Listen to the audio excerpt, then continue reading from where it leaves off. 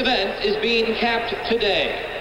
Our victorious representatives are approaching the pitcher's mound right now in two Chevrolets. One, a 1933 model, the year of the first All-Star game. In selecting baseball's most memorable personality, the nation's news media and baseball officials placed the late colorful Dizzy Dean third. Second place went to the old professor, Casey Stengel. Now, please join us and our international audience in a salute to the most memorable personality. Tonight, represented by his daughter, Mrs. Julia Stevens of Conway, New Hampshire. The winner is the Bambino, George Herman Babe Ruth.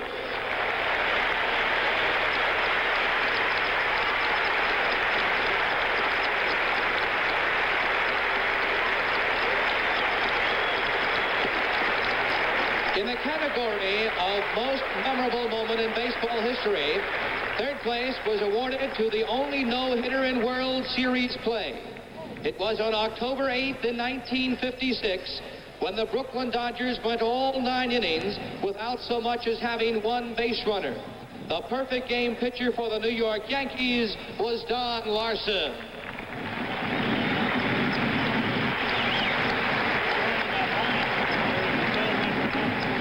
Second place in the World Series All-Star category was the shot heard round the world. The 1951 National League playoff winning home run, which turned apparent victory into a stunning defeat for Brooklyn. Greet the man who struck that home run for the New York Giants, Bobby Thompson.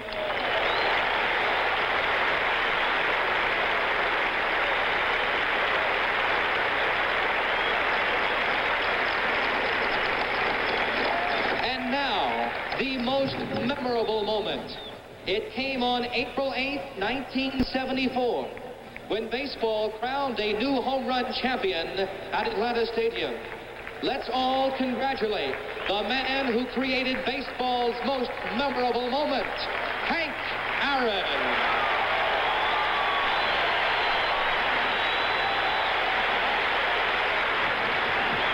Doing the Pirate teams in the National League, you saw Aaron his entire career in the National League.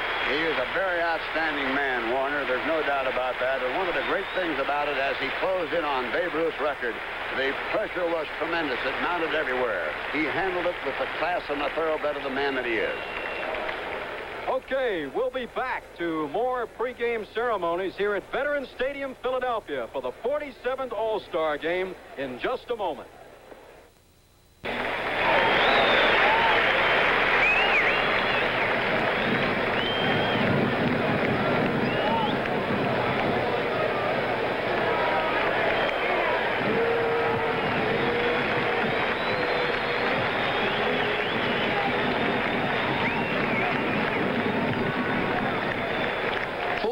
American League, the coaches are the manager of the Cleveland Indians, Frank Robinson. The manager of the Minnesota Twins, Gene Mott. Hey, listen to that. Of course, the booing. Mott used to be the manager of the Phillies, and he'll be remembered as the manager of the Phillies in '64 when they blew the pennant with a 6.5-game lead and 12 days to go. From the Kansas City Royals, Jim Dudley. Now, the American League All-Star players. Representing the Baltimore Orioles, shortstop Mark Belanger.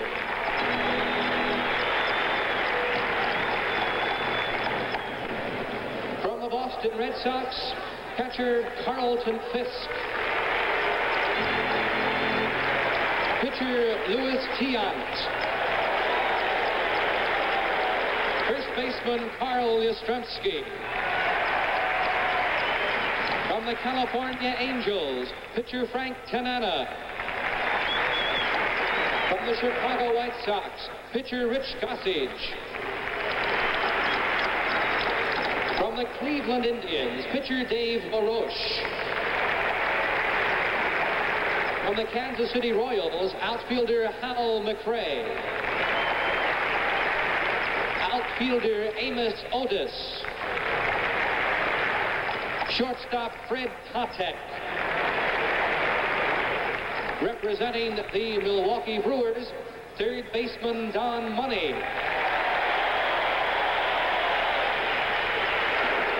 Pretty good hand for Don Money, who of course played third base here for the Philadelphia Phillies before being traded to the Brewers. Bill Travers. From the Minnesota Twins, catcher Butch Weiniger. From the Oakland A's, pitcher Wally Fingers.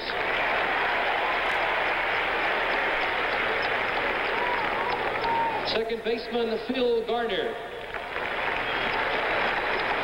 And from the New York Yankees, first baseman Chris Chambliss.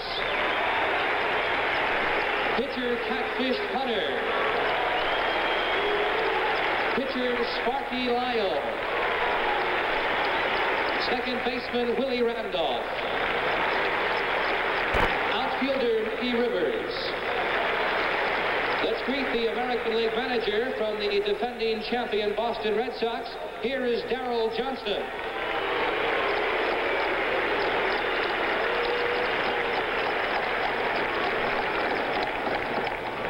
Now the starting lineup. Leading off from the Detroit Tigers, his 30-game hitting streak earlier this year was the league's best in 27 seasons. Left fielder Ron LaFleur. Batting second from the Minnesota Twins, one of only 4 men in baseball history to win 4 consecutive batting championships. First baseman Rod Carew. Hitting third from the Kansas City Royals, only 23 years old, and the league's leading hitter with a .365 average. Third baseman George Brett. Batting cleanup, representing the New York Yankees, the owner of a .318 average and 102 runs batted in during 1975, catcher Thurman Munson. Hitting fifth, representing the Boston Red Sox, last year's Rookie of the Year and Most Valuable Player, center fielder Fred Lynn. Batting in the 6th position from the Texas Rangers, only the second major league shortstop in history to hit 20 home runs and steal 20 bases in the same year, Toby Harrah. Hitting 7th from the Detroit Tigers, a 105 RBI man 1 year ago who has been selected to an all-star team for the 6th time, right fielder Rusty Starr. Batting 8th from the Baltimore Orioles, a major league record holder for highest fielding percentage at his position and a 3-time Gold Glove winner, second baseman Bobby Grich. And the pitcher, who is warming up in the bullpen, representing the Detroit Tigers, the owner of a league-leading 1.78 earned run average and 9 victories and 11 decisions in his rookie season, right-hander Mark Fidrich.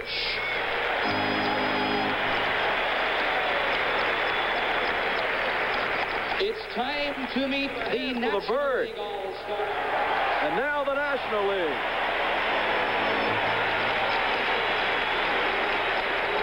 By the way, as the National League takes the field, President Ford is expected here later to throw out the first ball tonight.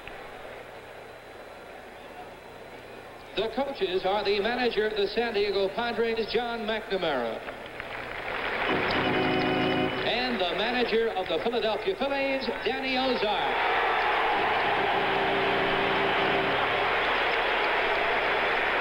The trainers, Cincinnati's Larry Starr and Philadelphia's Don Seeger. Now the players. Representing the Atlanta Braves, pitcher Dick Ruthven.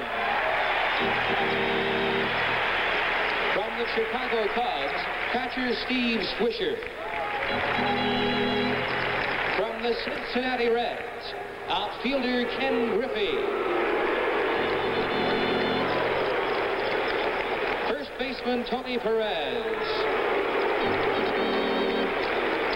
From the Houston Astros, outfielder Cesar Cedeno.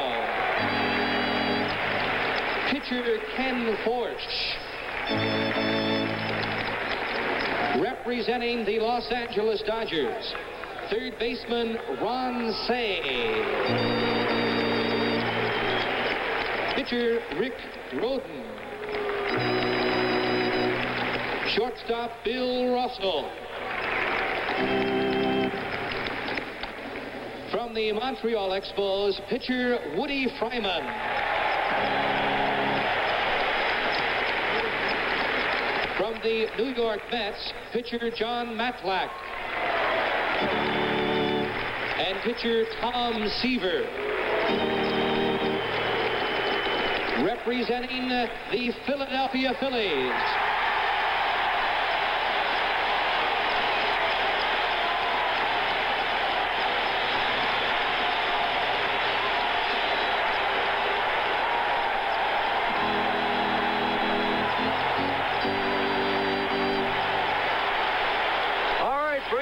down here in Philadelphia. That'll be for Boone, Boa, Cash, Schmidt, and the starter. 5 Phillies in this ball game. And listen to the crowd cheering the Phillies in first place with a 10-game lead at the halfway mark. Listen to this crowd.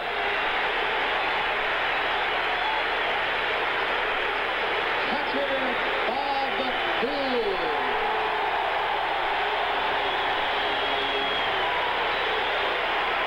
Shortstop Larry Bowa. Second baseman Dave Cash. Third baseman Mike Schmidt.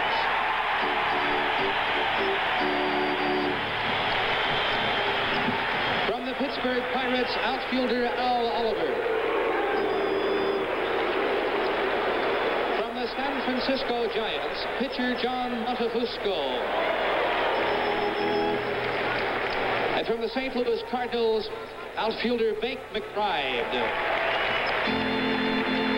Here from the world champion Cincinnati Reds is the manager who is directing his third National League All-Star team, Sparky Anderson.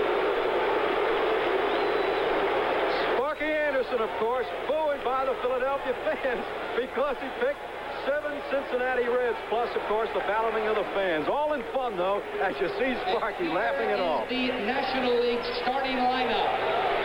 Leading off from the Cincinnati Reds, the most valuable player in last year's World Series, who ties a record tonight by starting at his 4th All-Star position, third baseman Pete Rose. Booing Rose, of course, the Philadelphia fans. Partisan felt that Schmidt should have been the starting third baseman. Batting second from the Los Angeles Dodgers, the Commissioner's Trophy winner as the most valuable player of this game 2 years ago, first baseman Steve Garvey. Hitting third from the Cincinnati Reds, the 1975 National League most valuable player, second baseman Joe Morgan. Cleanup from the Cincinnati Reds. His 72 runs batted in lead the major leagues this season. Center fielder George Foster. Hitting 5th from the Philadelphia Phillies, the 1979 National League total base leader. When he pounded 72 extra base hits, left fielder Greg Luzinski.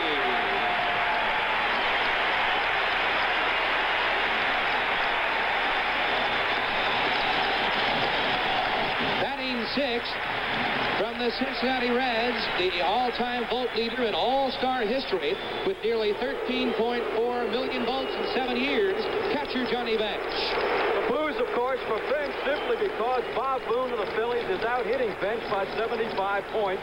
Batting seventh from the New York Mets, his 30 home runs lead the major leagues. Right fielder Dave Kingman. From the Cincinnati Reds, starting his 2nd consecutive All-Star game, shortstop Dave Concepcion. And the pitcher who is warming up in the bullpen from the San Diego Padres, a 20-game winner last year, and a 3 All-Star game, 16-game winner this season, left-hander Randy Jones. there you have our bicentennial year, the 200th anniversary of the country. There you see a replica of Independence Mall in Philadelphia in dead center field.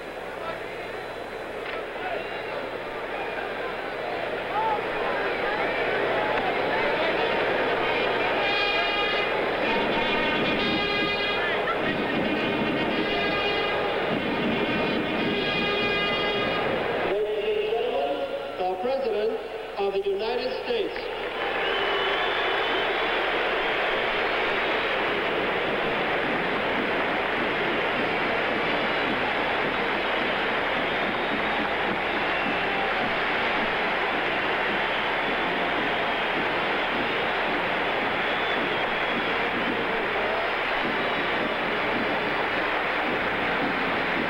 President Ford shaking hands first with American League manager Darrell Johnson.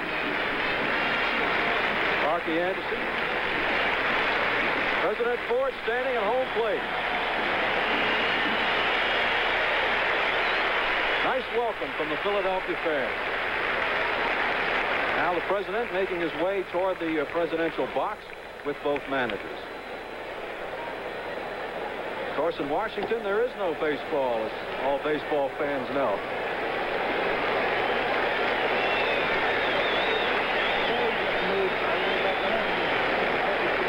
Ladies and gentlemen, just about ready for the national anthem. And join with Philadelphia's Mike Douglas and the Navy Sea As Chanters. we join Philadelphia's own Mike Douglas and the Navy Sea Chanters. That you join in singing 4 American leaguers to win 20 games in 7 different seasons. He won 207 contests for the Cleveland Indians and helped pitch them into 2 World Series. Please welcome American League honorary captain Bob Lemon.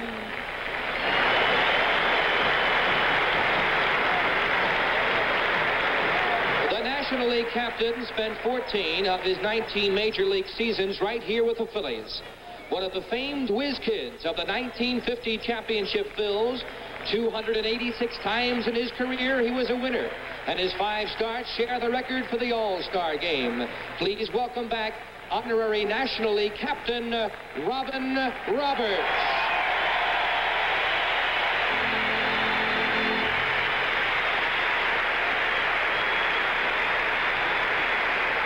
Robin Roberts, of course, member of the 1950 Whiz Kids. Bob Uecker, did you ever face Robin Roberts? Yes, I did. He was one of the other guys that struck me out, Warner.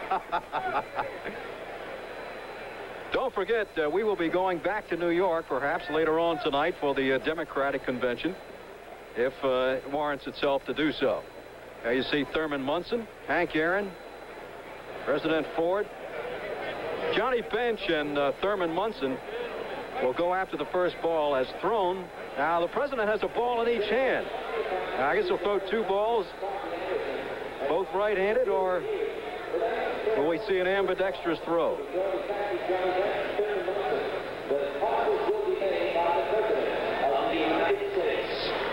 Remember in the opening game in Washington, they used to throw the balls to all the players. It was really a madhouse. Yeah, I liked it better that way, Warner, when he threw 1 ball to both ball clubs, and it was a mad scramble. That's why a lot of guys didn't get to play in the game. They got hurt them. 1 right and 1 left. Ambidextrous throws by President Ford. Signing the balls, of course, for Munson and Bench. We'll be back with the start of tonight's game from Veterans Stadium, Philadelphia, after this message. Now, let's have the American League batting order as they introduce themselves. Hello, I'm Ron LaFleur. I'm playing left field for the All-Stars this year in the American League. And I would like to say hello, and I would like to thank all of the fans who voted for me this year, and I hope that I can do something to really make you feel proud of me. Hi, I'm Rod Carew, Panama first baseman. Hi, I'm George Brett, Ken Brett's baby brother. I play third base for the Kansas City Royals from El Segundo, California. Thurman Munson, Canton, Ohio, catcher. Hi, I'm Freddie Lynn. My hometown is Del Monte, California, and I'll be playing center field. Hi, I'm Toby Hara, hometown Bedford, Texas, shortstop. I'm Rusty Staub. I'm from New Orleans, Louisiana, and I'm going to be playing right field. Hello, I'm Bob Gritch from Long Beach, California, and I play second base for the Baltimore Orioles. Mark Fittich, I live in Northborough, Massachusetts, and I'm a pitcher for the All-Star game. Is that good? I'm Darrell Johnson from Pinole, California, manager of the American League All-Stars. There you see, certainly one of the most versatile show business people in the history of show business, Danny Kaye from Brooklyn, New York, and of course, part owner of this new Seattle franchise. Bob Prince, what about this defense for the National League? Well, it's not as fast now as they normally will have, but they'll have Luzinski in left, and Foster will be out of position in center field. Kingman will be in right. They have Rose, Concepcion, Morgan, and Garvey around the infield, and Jones on the hill with Bench behind the plate. Randy Jones will come at him. He's 16-3, and he'll have that sinker ball working, and let's see how they try to work on him as Ron LaFleur from Detroit at 3:30 stands in here. 2 homers, 28 runs batted in.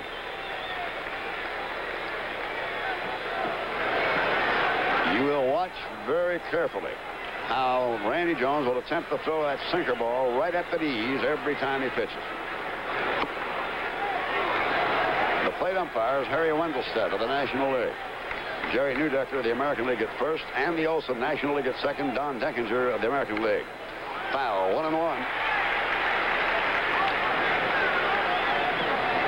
Randy Jones, the premier left-hander with a 16-3 mark. LaFleur in his first All-Star game. Mounts to third, base hit. Well, he shot one through the left side. Now you have a little interesting situation here, Bob Uecker, because LaFleur can fly. He's stolen 29 bases. He's got outstanding speed from the Detroit Tigers, talking about Ron LaFleur. And that time he got a breaking pitch from Randy Jones inside, and he rammed it to left field for a base hit. Also, Bob Uecker, isn't it psychologically advantageous when the first guy up base hits, you know, perhaps maybe the rest of the team can hit this guy? I go along with it. 1 strike. Now, here's a rather interesting situation. This is Rod Carew, 5-time American League batting champion. But you know what? In his 10th All-Star game, he carries a plate average of .095. 1 strike to him, no score. And back is LaFleur. And, man, that was close. Garvey put it right at him. Rod Carew from Gatun, Panama Canal Zone, now lives in Golden Valley, Minnesota. LaFleur at first. Rod Carew. 1 ball, 1 strike. Carew now playing at first base for the Minnesota Twins. You know, you talk about this guy being a 5-time batting champion, Bob. He has got outstanding power. Tails up inside. Rose coming up tight on the left side of the diamond. The outfield is swung to the left of Luzinski, Foster, and Kingman. Now, Foster's out of position in center, but he's overshadowing toward the line. Bounce left the right side. There's that double play shot. They got it, too. And I'll tell you, that's what Randy Jones will do to you almost all night long.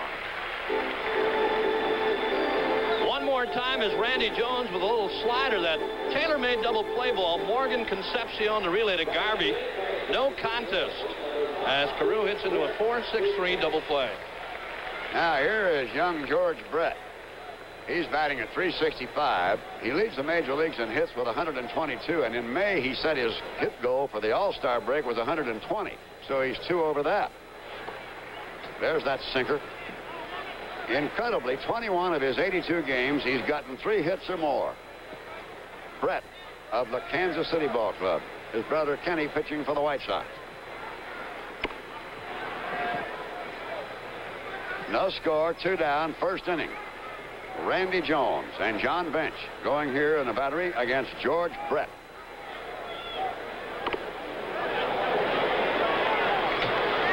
Ball 3, no strikes. They have taken down one of the scoreboards here so that they could accommodate approximately 3,000 more people. 3-0. And he has put him on. So, that's the first walk. And the batter is going to be the New York Yankee catcher, Thurman Munson, batting at .319 on the year, 8 homers and 50 runs batted in. Yeah, one of the outstanding players in the American League. This is for the Yankees, I guess you'd have to say this is their big RBI man. You're talking about clutch situations. You get guys on base when you need the big base hits, 2 outs. Thurman Munson's a guy that knocks him in for the Yankees. This is his 5th All-Star game, and he carries an All-Star average of 286 on the season thus far for the Yankees at 319. The Yankees, of course, leading the American League East. Thurman Munson. Now Brett at first. Up the left side over is Concepcion, and on to Morgan for that familiar 6-4 force out. We go to the bottom half of the first inning here in Philadelphia, and the American League All-Stars, National League Scarlet. Steve Garvey, first base, National League, Tampa, Florida. Hi, I'm Joe Morgan. I'm from Oakland, California, and I play second base for the Cincinnati Reds. Hello, my name is George Foster. My hometown is Los Angeles, California, and tonight I will be playing center field for the National League All-Stars. Greg Luzinski, Prospect Heights, Illinois, left field. Johnny Bench, Binger, Oklahoma, catcher, Cincinnati Reds. Dave Kingman, New York, New York, right field. Hi, I'm David Concepcion. I'm from Venezuela, and I play shortstop. Hi, everyone. I'm Randy Jones. I'm from Poway, California, near San Diego. I'm the pitcher. Thanks. Hi, this is Sparky Anderson. I'm manager of the National League All-Stars in my hometown of Thousand Oaks, California. The starting National League team as they introduce themselves. And what about this defense, Bob Prince? Well, we're going to have Ron LaFleur out in left field, and Freddie Lynn in center. Rusty Staub will be in right field. Georgie Brett will be at third. Toby Hare of Texas will be at shortstop. Bobby Grits of Baltimore will be at second. Rod Carew out of Minnesota will be at first. Munson behind the plate, and on the mound, the Bird, Fidrich, who starts his talking right now. The batter, Pete Rose.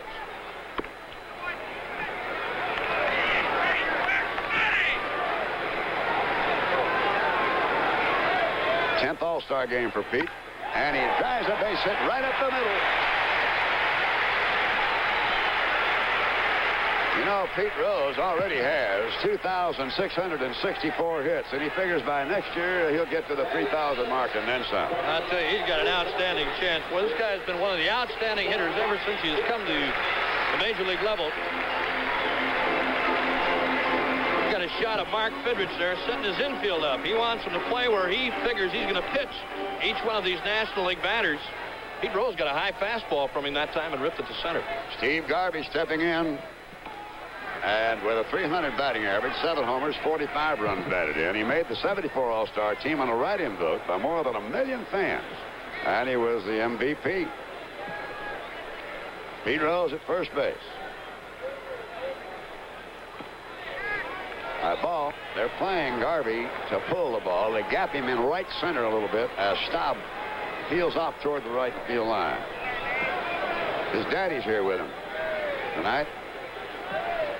That's hit down the right side. Staub running and can't get it. And it gets by Rusty. Now Rusty falls down. And Rose will score. And Garvey heads to third. There'll be no play there.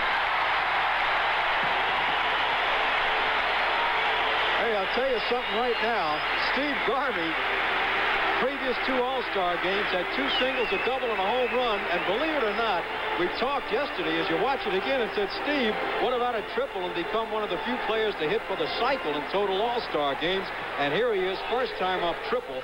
And now Garvey has hit for the cycle in All-Star game play. I tell you, Mark Fidrich is twice on both of the first 2 batters he has faced. That's not the way we've seen him pitch. We had him a couple of weeks ago on a Monday night game. He is upstairs tonight, and he has got hurt twice. Although Rusty Staub should have made the play in right field on that ball. Joe Morgan standing in at 330, number 7 in the National League batting. He and the Bird going at it. They're going to play the infield back to Morgan. Popped him up, shallow right field. Back goes Grich, up comes Staub. Staub is calling, tagging is Garvey. Here's the come, and the throw will hold him at third. Oh!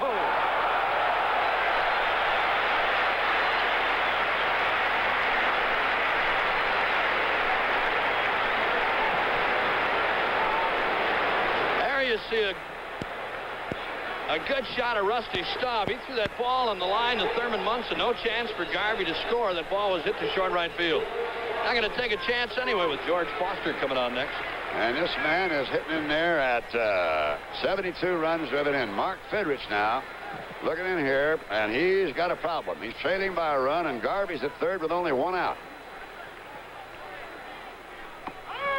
You know, you talk about a draw. Here, Fidrich in his last 3 starts has drawn over 50,000 fans in Detroit. And when he doesn't pitch, they average only 18 per game. Foster, weak ground ball down towards second. Rich up. They'll throw him out. He gets an RBI as Garvey comes in to score. And the National League on top now, 2-0.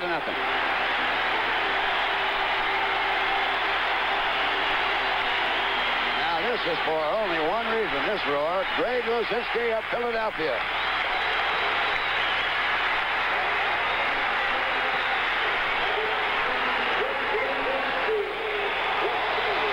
Two down, outfield swung way around to the left. High pop, shallow right, going back for it. Carew off the foul side. Stays with it and grabs it for the out to retire the side. So for the National League All-Stars, they get 2 runs on 2 hits. They don't strand anybody. 2-0 and a 1. Hitting to the opposite field off the wall in Fenway Park. Again, as you can see, look at him coming in. He comes in as well, and of course goes out as well.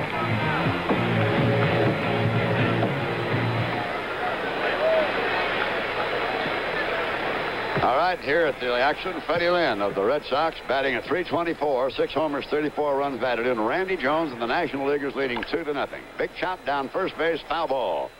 You know, one thing about Freddie Lynn, last year he won 13 major awards, including MVP and Rookie of the Year. He batted .331, hit 21 homers, had 105 ribbies, 47 doubles, and he never went hitless in more than 3 straight games. Another foul. Originally went to Southern California University on a football scholarship, but played baseball for the great coach out there, Rod Dado. So we have a no ball, 2-strike count. Frank Robinson coaching at first, Gene Mock over at third. Beat up foul, and this guy will really make you ground ball. That's one of the things the the American League, going to have to do against Randy Jones. There you saw Fred Lynn try to pull a breaking pitch. He tried to hit that ball to the right field side, and as we saw him in that little clip, he's got the ability to hit the ball the opposite field. That's popped up, and it'll come out of play unless the wind brings it back in for him. It does, and it's caught by Garvey right over the head of Johnny Bench. There's a big, strong wind up there, and the spin of that ball, too, on a hit by those fellows makes it quite a bring it right back down, doesn't it, Bob Uecker? Well, anytime that foul ball goes up, Bob, it's got that opposite spin that brings it back toward the infield. That ball goes up behind the plate. You've always got a chance, and Garvey made the play, but Bench and Garvey stayed right with it. Here's a fella you can talk about. I think he's very underpublicized. Toby Harrah, the Texas Rangers. Fine shortstop for the Texas Rangers. He's one of the bigger shortstops. He's got power. He can hit the home runs. He's only the second shortstop in baseball history to hit 20 home runs during a season and steal 20 bases. He's in there with 8 right now. Bounce toward third baseman Pete Rose. Guns it across to Garvey. 2 are down.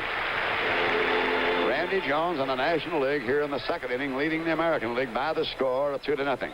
Now, there's one other thing about this Randy Jones that he'll do. If you crowd the plate on him, and you'll see it right now in Staub, he'll then go to his slider. Jones is firing the ball upwards about 76 miles an hour, and we'll tell you something interesting about that.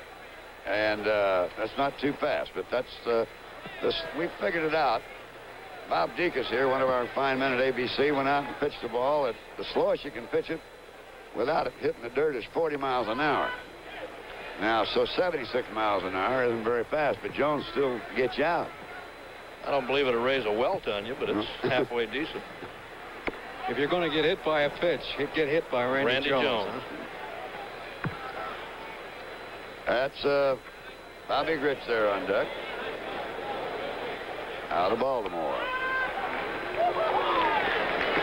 So Rusty Staub, who does not give in at all, has a ball, 2-strike, 2 count, 2 down in the American League second inning, and the National League on top 2-0.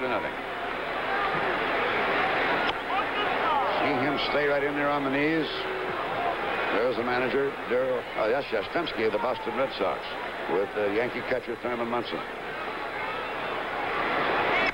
That's walloped to right field for a base hit. You're going to watch something interesting now on Rusty Staub. He'll take off his batting gloves, or at least he does in the regular season, put them in his pocket, and take out his sliding gloves.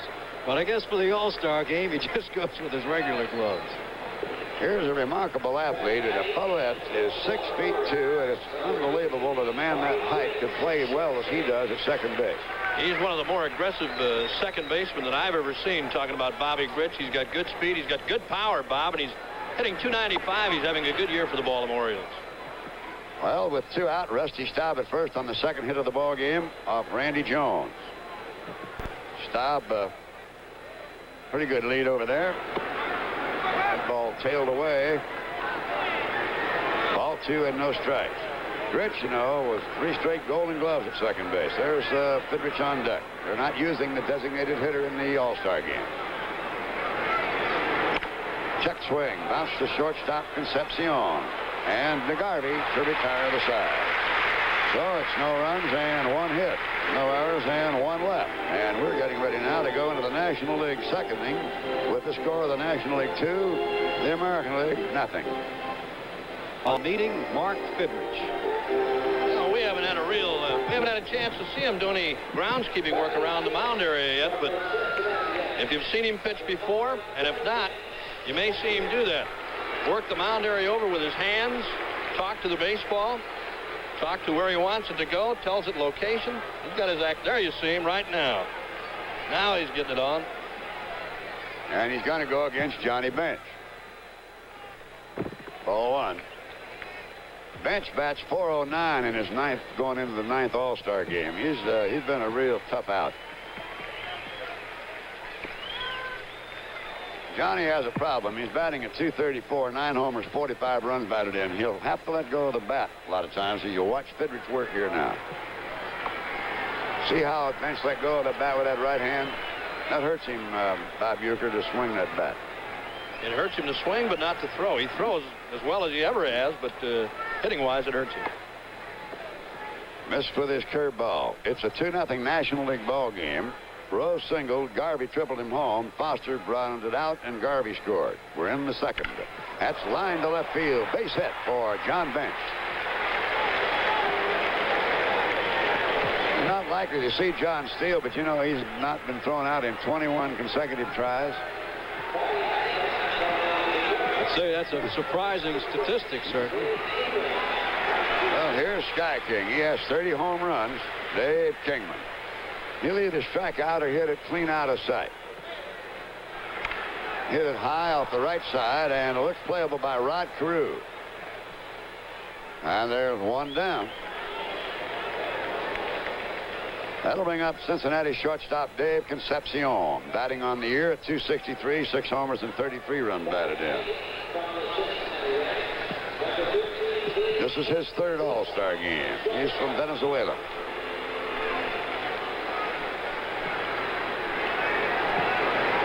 You couldn't get a seat in this beautiful stadium. It's just jam-packed, just almost 64,000 here. They're going. The ball's hit back up the box. Johnny Bench on his way to 3rd as a hidden run right there.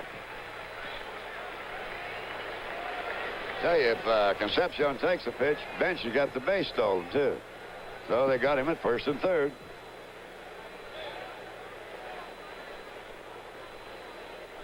Concepcion hits one right back to the box. Look out, Birdman. Right back to the box. Bench is at 3rd. Concepcion at first base, and the National League has got something going again here in the American League bullpen. Is getting busy very quickly. 93 miles an hour that last ball was pitched, but it went back through his legs a lot faster than 93 miles an hour. You know, we were talking about what a great draw Fidrich is. Bob Uecker and Warner, and he is a great draw. This guy right here, Randy Jones, is one whale of a draw, too, because on his home dates, he averages about 11,000 or more attendance when he's pitching, as against nights when he's not pitching.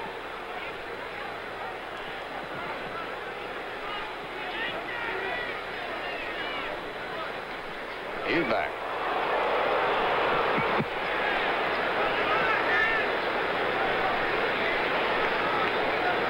Sparky,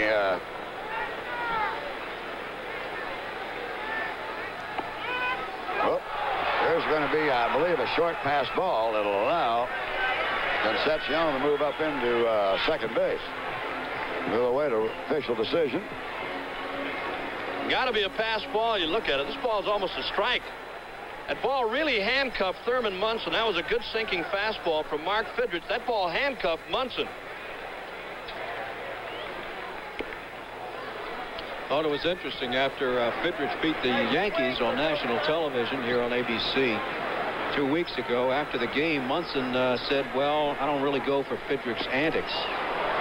Called him a little semi-bush as Jones strikes out, and they asked Fidrich, who's Munson? Oh, they told him the comments, and Fidrich says, who's Munson?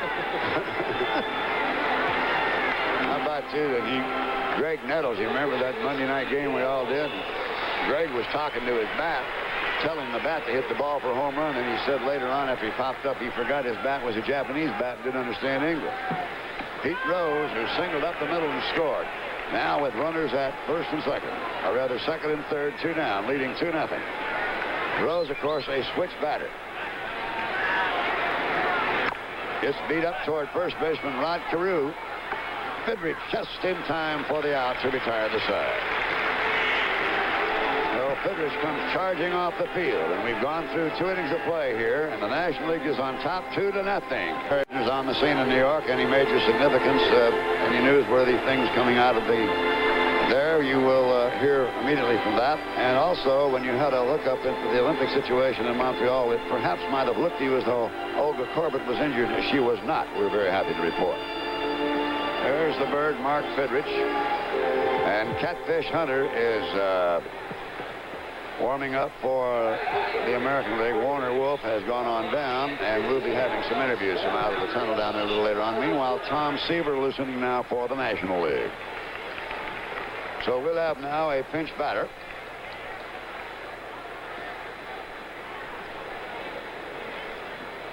It's going to be Hal McRae.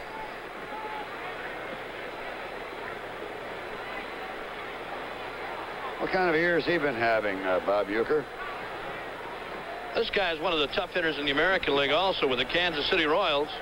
He's been used as the designated hitter for Kansas City, but he can hit. I guarantee he can hit. His first look at Randy Jones tonight. So Hal McRae standing in.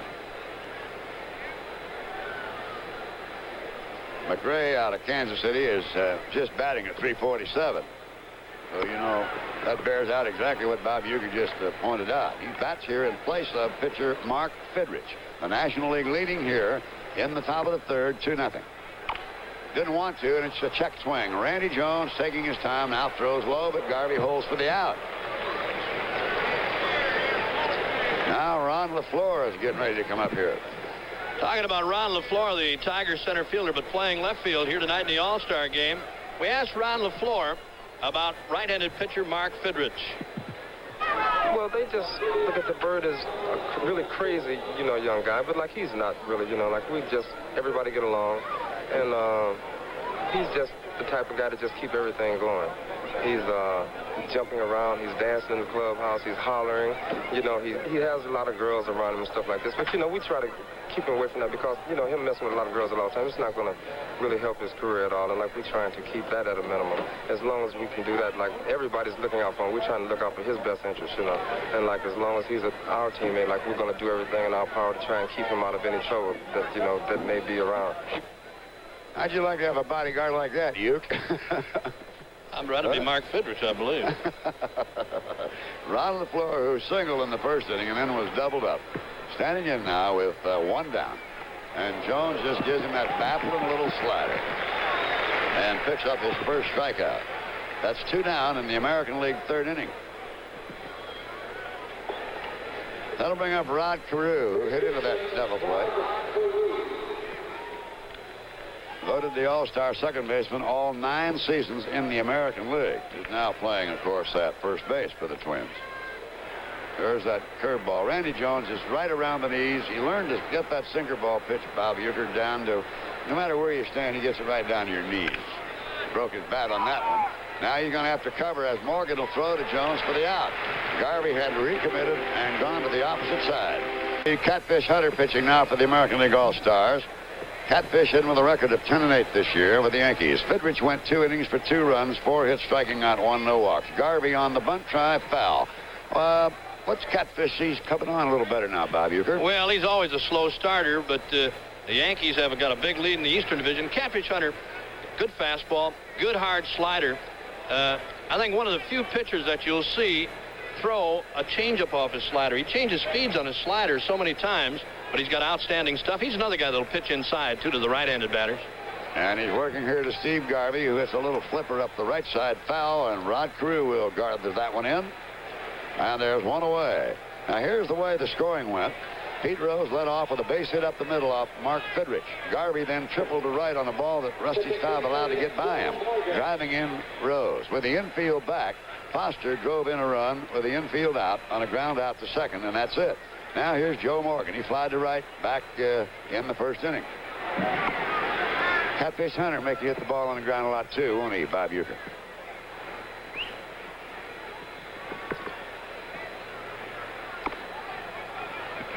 Ball 2.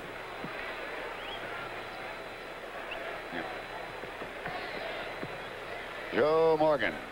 That's hit deep, foul down the right field line, and out of play.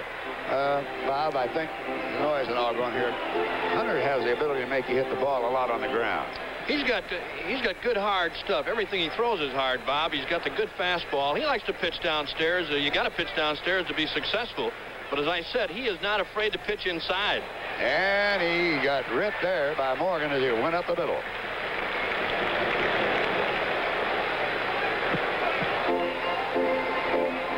This Morgan is just unbelievable. He drew over 3 million in voting as you look at him there with that base hit. He now joins the only other 2 men to get 3 million votes, and that's Reggie Jackson and Rod Carew. And you're looking at the Gillette Trophy for the most valuable player. Most votes. I beg your pardon. Here's George Foster now. They'll play him to pull the ball. This fellow does not look like he weighs 190 pounds, but let me tell you, he is. Now, Morgan, of course, is a very definite threat to be running. He's already stolen 23 bases this year. Look at the lead he gets off that bag. He takes the break, and the ball's hit foul down the left field line. In and out of that picnic area they have here in the Vet Stadium. Is not one of the All-Stars. That's one of the ball girls here in Philadelphia. There's that stationed on each line. Yeah, but a very delightful little area there, and you see that lovely young lady. And a happy fan got the baseball, an All-Star souvenir. This game really does it to you, doesn't it? That's hit deep left center field, and Lynn's going for it. So is LaFleur, and you can kiss it goodbye.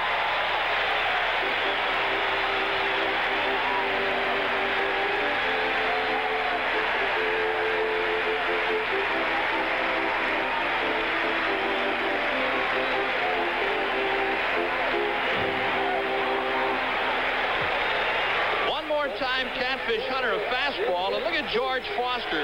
He leads the major leagues and runs batted in. He really got into a Catfish Hunter fastball and drove it out of here in deep left center field, and the National League now leads 4-0. And here's Greg Luzinski. He hits a high towering fly left field. Ron LaFleur has room on the warning track and comes up there for the out. 2 down. You know, before the ball game, Pete Rose was telling all the writers from all over the nation, and I mean they are here by the hundreds, that consistently Foster hits the ball harder than anybody in the National League. I could go along with that. We've seen him now 3 times during the course of the season. He is some kind of strong. Johnny Bench, he's single left back in the second inning. National League leading now here in the third inning 4-0. They lit up Fidrich and they lit up Catfish Hunter. There's this National League power that we were talking about earlier with Warner and with Bob Uecker. You know, this 8 starting lineup have 108 home runs and 421 runs driven in. That's firepower, Bobby. Yeah, they're outstanding. They've got the big hitters on the National League Ball Club, but there's a long way to go in the ball game. Oh, it's not over. That's a cinch. In Foster's first All-Star game, he got to be thrilled with that home run, huh? Johnny Bench. And it's now ball 1 and strike 2. 2 down, none on to the Oklahoma City lad. This season he's thrown out 26 of 47 runners attempting a steal. Foul back. It's his 8th All-Star game. He has 21. unbelievable stolen bases. They haven't thrown him out in 21 tries. Wouldn't think that of him at his size. There's John letting go of that bat again. That right shoulder really hurts him. But it's 2 big runs for the National League All-Stars on a booming home run by George Foster with Morgan aboard. End of 3, 4-0 National League. For the great names in baseball, there can be no denying that. Seaver has won 9, lost 5, and is on a team that really, Bob Uecker doesn't score too many runs for him, but he is just a consistently fine performer. Well, when you talk about power pitching, you're talking about a pitcher like Tom Seaver. Outstanding fastball. He's got outstanding control to go along with everything that he throws. As you said, Bob, he's been one of the premier pitchers in baseball. Randy Jones is, of course, now the pitcher of record. Went 3, no runs, 2 hits, 1 strikeout, and 1 walk. So he'll be the pitcher of record as we head into the 4th inning with the American League sending up Brett Munson and Freddie Lynn. So Tommy Seaver will have his work cut out for him. And stepping in here now to carry you right along is our partner, Bob Uecker. All right, Bob Prince, thank you very much. We start the American League's 4th inning, and they trail by a score of 4-0 as you look at George Brett. His first time up, he walked. Randy Jones walked 1 and struck out 1 in the 3 innings that he worked.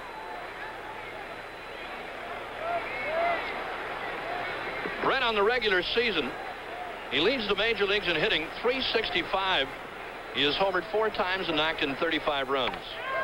There is a good Tom Seaver fastball strike call. You know, Brett got 3 hits in 6 consecutive games from May 8th to the 13th, which could probably be a major league record. Ball 1, strike 1 to Brett.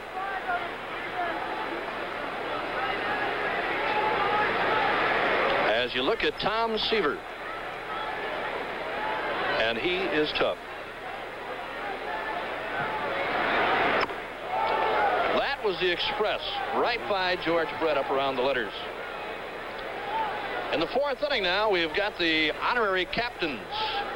Bob Lemon is coaching at first base for the American League. Hitting the air to right field. Dave Kingman has got this one measured. Easy play for him. 1 down. Talking about Tom Seaver, he's up around 96 miles an hour on our jugs machine. And that is getting it up there in a hurry. 1 down in the American League 4th inning. And it brings up the catcher, Thurman Munson. We might explain one thing, Bob Uecker, too, as Warner Wolf will be around with us shortly. If the starting pitchers cannot go more than 3 innings, and if you get into extra innings, then the last pitcher can go as long as the manager wants him to go. Or until he runs out of gas. Right. Fouled by Munson, and that one got Johnny Bench. Don't forget the Olympics begin this Saturday with coverage right here on ABC. 2 weeks of outstanding Olympic coverage from Montreal, the Summer Games. Well, I'll tell you something. Checking on Johnny Bench, he got really ripped on that foul ball, but that's going to be something. You'll see this again. This is why they just one of those foul tips, and just caught him and couldn't do anything about it. That one got Johnny Bench up around the shoulder on the right side. I'm sure looking forward to that Olympic thing. The coverage, Warner Wolf will be there, Howard Cosell and all. They're going to have one whale of Olympic coverage. It's going to be exciting as all get out. The fans in the background are hollering, "We want Boone," after Johnny Bench got hit with that foul tip. Breaking ball is low. It's 1-1 to Thurman Munson. You know, talking about the Olympics, boy, I'd love to be up there. Oh, I would too. Why don't you speak to Roone? I did a little hammer throwing in high school, 14 years old. Yeah, 16-pound hammer. I'll be darned. Been wearing a truss ever since. Couldn't handle it. Oh, my. 2 balls and a strike to Thurman Munson. The National League 4 and the American League nothing in the 4th inning. In the air, out of play by Munson. You know, like Chet Forty and Roone Arledge, of course, everybody going up there. Don Ohlmeyer, they're going to have about 400 people up there to cover the Olympics. So it starts up here in a couple of weeks. And ladies and gentlemen, it is going to be something.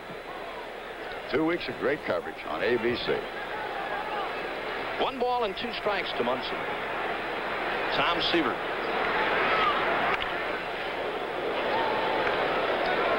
There you see the on-deck batter, Fred Lynn, the American League center fielder. Munson on the regular season hitting at .319 for the Yankees. 8 home runs, and he has knocked in 50 runs. He is the Yankee captain. Short center field, Dave Concepcion. Shortstop, 2 down.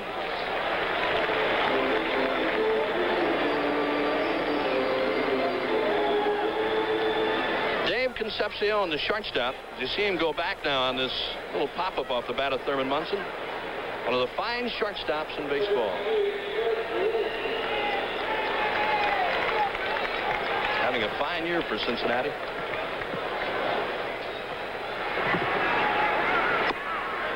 That was a Tom Seaver slider, low and inside. Fred Lynn, his first time up back in the second inning, fouled to the first baseman. 2-0.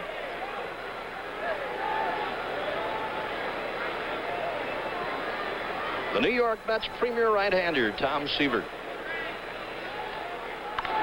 In the air, right field deep. It's got a chance to get out of here for Lynn. Gone. Home run.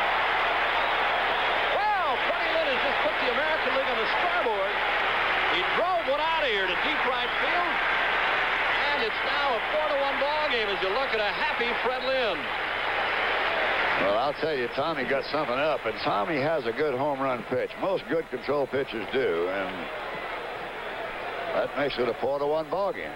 There you see the American League bench finally got something to cheer about. That is Hal McRae right there. Here's Toby Harrow, the Texas shortstop. Bullseye. Harrow on the season hitting a .278 for the Rangers. He has homered 8 times and knocked in 43 runs. 2 strikes to him. You know, just before the All-Star break, Koosman, Seaver, and Matlack all appeared in the same game. How'd you like to have that lineup coming at you? Anytime or tonight?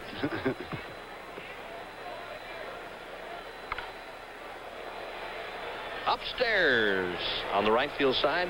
Boy, Harrow fouled a tough pitch that time. Good fastball from Seaver. You know, you looked at Johnny Bench. It looked like he was still hurting from that foul tip that he took. We might see Bob Boone in the next inning. They'd love to see him here in Philadelphia. In the air, the second baseman, Joe Morgan, puts it away and the side's retired. But the American League gets on the board here in the 4th inning. They get a run on 1 hit, the home run by Lynn. At the end of 4.5 innings, 4-1. Be the winning pitcher, Randy Jones. Pretty good performance, Randy. I'd say the first couple innings, it wasn't me really out there. It was a little nervous, a little tense. Were you? Oh, yeah. Like last year, it happened so fast in the 9th that I really didn't have to worry about it too much. I got 3 quick outs, and it was all over. But I got plenty of time to think about it, today. And this evening, I got a little tense, a little uptight. But I think the 3rd inning, I started smoothing out a little bit, and I felt like myself again. I was so excited, just a thrill to represent, the National League like this and be all over the country and see us play so well. Randy, did that account for the walk? You average only 1 walk per game, and you walked Brett in the 1st inning. I think 2 of those fastballs I threw to Brett were probably the hardest I've thrown in about 4 years. I think I was just so pumped up and so excited about being out there that, I just really couldn't smooth it out. I was able to smooth it out enough to get 3 outs that inning, and I felt a lot better as the game went on. Okay, thank you, Randy Jones, who at this point stands to be the winning pitcher if the National League should hold on to this lead. Now back up to the booth. Well, you saw Dave Kingman swing a 3 off Catfish Hunter. 1 down, he strikes out.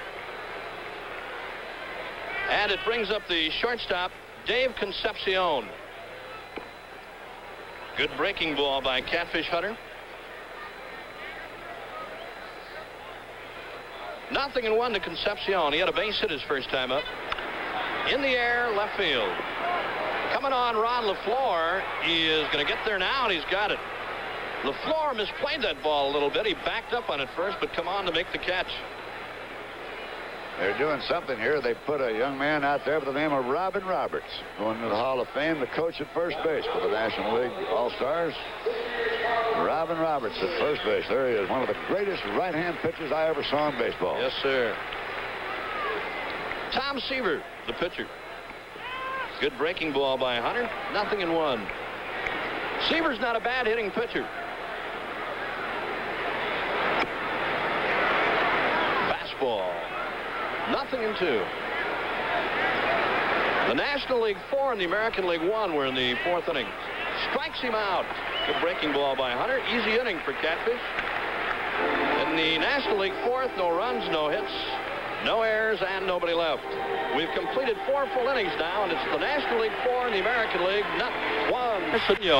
George Foster moves to right field, and the shortstop, the new shortstop for the National League, Larry Boa. Catching now for the National League, Bob Boone replacing Johnny Bench. There you see Bob Boone. Rusty Staub, 1 strike to him.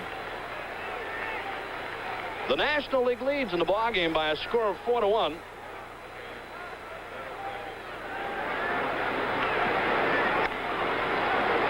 On the right field side, foul.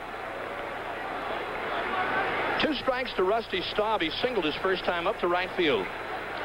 You saw that wind kicking up there. We got a handheld cameraman up on the top of this stadium. That wind must be blowing 40 miles an hour up there. A ball and 2 strikes to Rusty Staub. There's a shot from that handheld camera. Isn't that magnificent? Great camera work up there. Out of play by Staub as he faces an ex-teammate, Tom Seaver. Spent years together with the New York Mets. Number 9 for Tom Seaver. Right field, another base hit for Rusty Staub. He's 2 out of 2.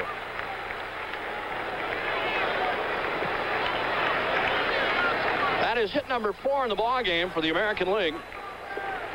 And coming on now, the second baseman, Bobby Grich. The National League in the first inning, a single by Rose, a run-scoring triple by Garvey, and a ground ball by George Foster driving in a run made it 2-0. In the third, a 2-run homer by Foster after Morgan had singled put the National League in front 4-0. Fouled by Bobby Grich. Bob Uecker along with Warner Wolf and Bob Prince from Veterans Stadium in Philadelphia. The 1976 All-Star Game. 2 strikes to Grich as Tom Seaver heats it up. The American League's run came in the 4th inning when Freddie Lynn hit one out of here off Tom Seaver. That's where we are right now, 4-1 National. A ball and 2 strikes. Luis Tiant there warming up. There is the man that's got 9 million different motions, and he'll show you all of it somewhere along the line. Boston Red Sox right-hander Luis Tiant.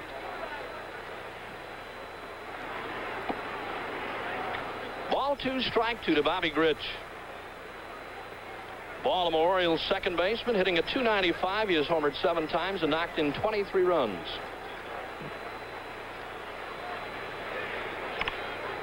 Third base side foul. That is Mickey Rivers, the on-deck hitter, the New York Yankees center fielder.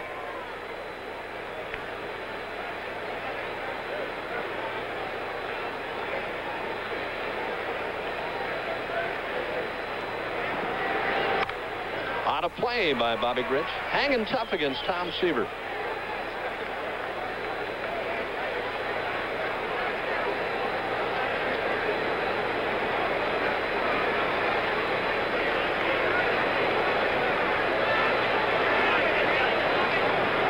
As you're looking at Tom Seaver. Hit back up the middle, Morgan. Boa, relay, double play. They turned another one. Taylor made again. 4-6-3. Morgan, Boa, and Garvey turn it on the American League. I'll tell you one thing. You'll watch this feed here because Morgan just makes a great feed to Boa, gives him plenty of chance to tag the bag, get out of the way, and whap him.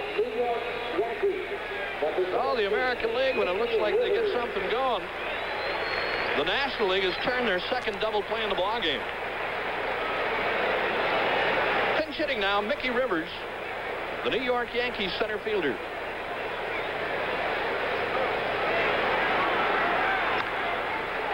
One strike to it.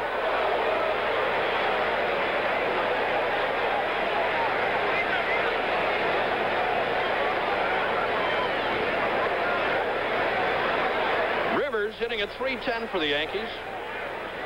He has homered 5 times and knocked in 39 runs.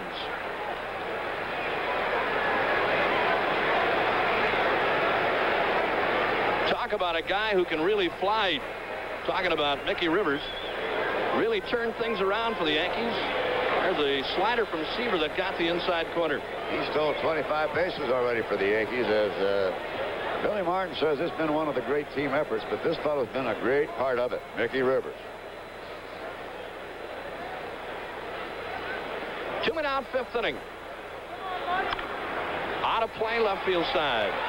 I'm telling you, Bob, you got to just admit it. President of the United States here, 64,000 people, the All-Star game, the cream of everything. They're playing baseball. They're going right at it. Baseball attendance is up. It's unbelievable.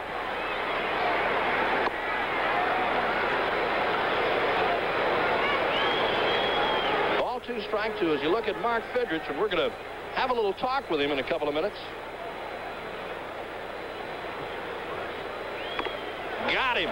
Seaver strikes out Mickey Rivers. That takes care of the American League in the 5th inning. No runs, 1 hit, none left. At the end of 5 1/2, National League 4, American League 1. Thank you, Bob. Mark Fidrich right here. Mark, kind of a rough 2 innings. What's your reaction to it? Life. That's the way it goes. Life. I don't know, man. I was happy to be here. I'm happy to have my teammates that got me here, that did it. Say hi to them all and wish them the best of luck. We got to do next, season. Damn, I didn't show what I could do, though. How about the base hit, the Rose, the first guy up base hit? Did that affect you at all? No, he got a base hit last time I faced him in the Expedition games first time up. I don't know. That guy knows my pitches, I guess. But listen, you always, all these complete games, and you had to come out after 2. Would you like to go back out there again? Yes, I would, just because I love being out there and, just representing our team and, playing with all these guys. It's neat, just meeting them for my first time, talking to them and all that. And it was great. This is one of the great games. I was up for it, but damn, they knocked me out fast enough. Okay, Mark, thanks for coming on. Now back up to the booth. Pete Rose leads it off here in the bottom half of the 5th inning. And let's take a look at this hard-driving Pete Rose.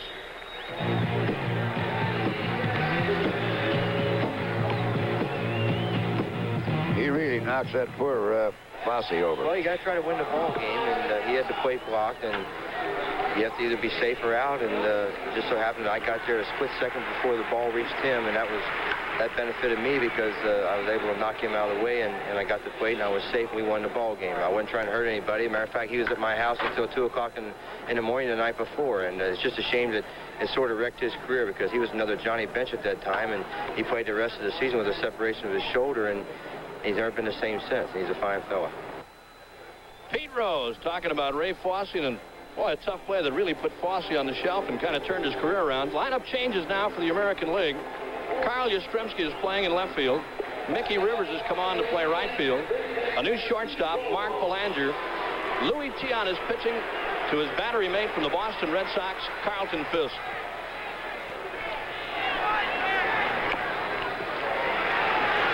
Rose singled and scored in the 1st inning.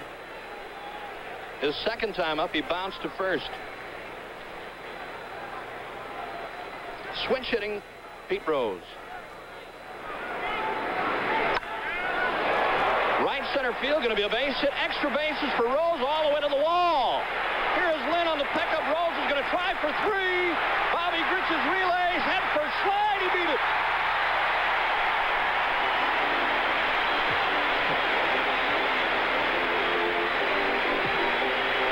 Pete Rose does not know what it means to slow down. He often says that if he slows down, he's going to get hurt. Now watch this headlong slide. It tells you all you ever have to see. And that's just about what you always see when you're watching Pete Rose play ball. There he is digging around 2nd. One more time, he heads for 3rd, and he is in as George Brett takes the throw. Yastrzemski made a fine relay, but I want to tell you something. That's great camera work cutting in there. Steve Garvey. Breaking ball outside from Louis Tiant. The National League 4, the American League 1 in the 5th inning. Louis Tiant.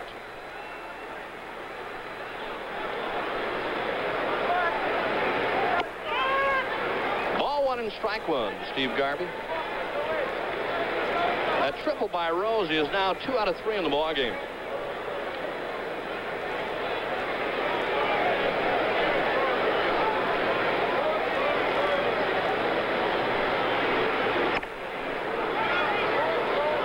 and strike one as Tiant missed inside. Forces that American League infield to come up, Hugh. They are playing up to try and stop another run.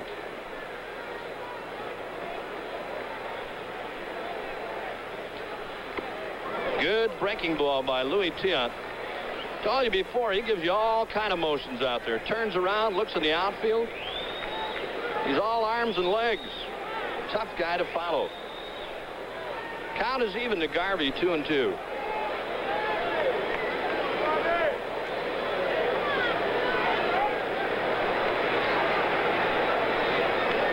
Time is called. Garvey stepped out for a moment.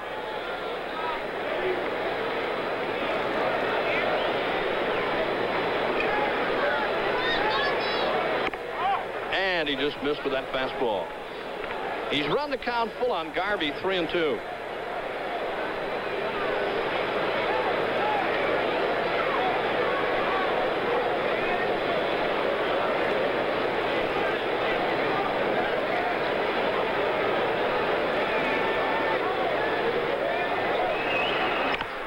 Third base side, backhanded Brett, fair ball, throw in the dirt, picked out by Carew.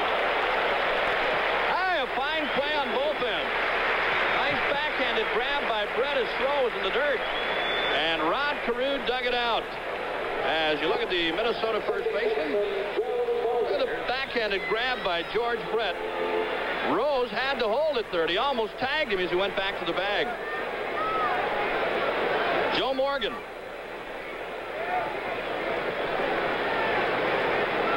Morgan is 1 for 2 in the ball game. This will be the second baseman, Bobby Grich. 2 down as Tiant gets tough. 2 men out, Rose still at third base.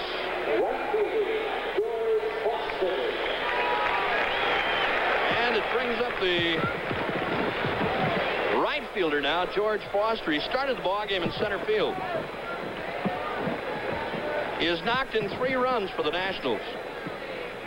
First inning on a ground ball. In the third, he had a 2-run homer.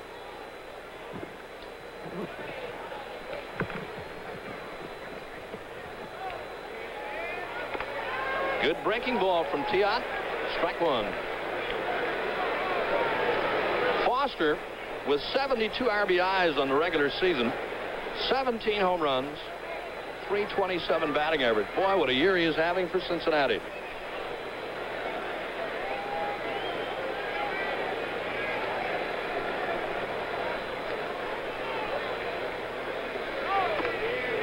Almost threw it by Carlton Fisk. As you look at Sparky Lyle, Yankee left-handed relief ace. There you see Sparky's stats on the year. 17 saves for New York.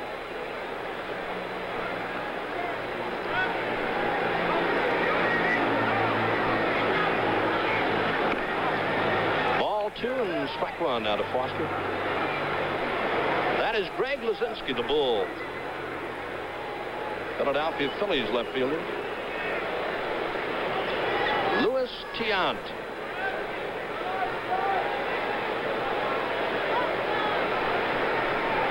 Pete Rose, the runner at third. He led it off with a triple. The count now, 2 balls and 2 strikes to Foster.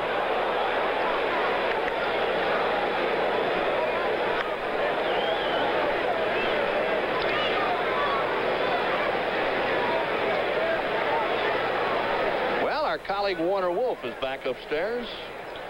All right, Bob, what did I miss? In 3 seconds, what did I miss? Randy Jones is something, isn't he? Yeah.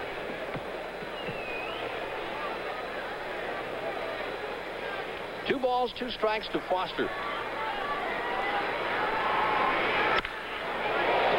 Belanger, the shortstop. Oh, what a job by Tiant after giving up the leadoff triple to Pete Rose. No runs, 1 hit, 1 left. We'll be back with more of the 1976 All-Star Game after this word from our local station. All right, there you see it. Go ahead, Bob. Lineup changes. There you see the count of Monty Fusco from the San Francisco Giants. He is now on pitching for the National League.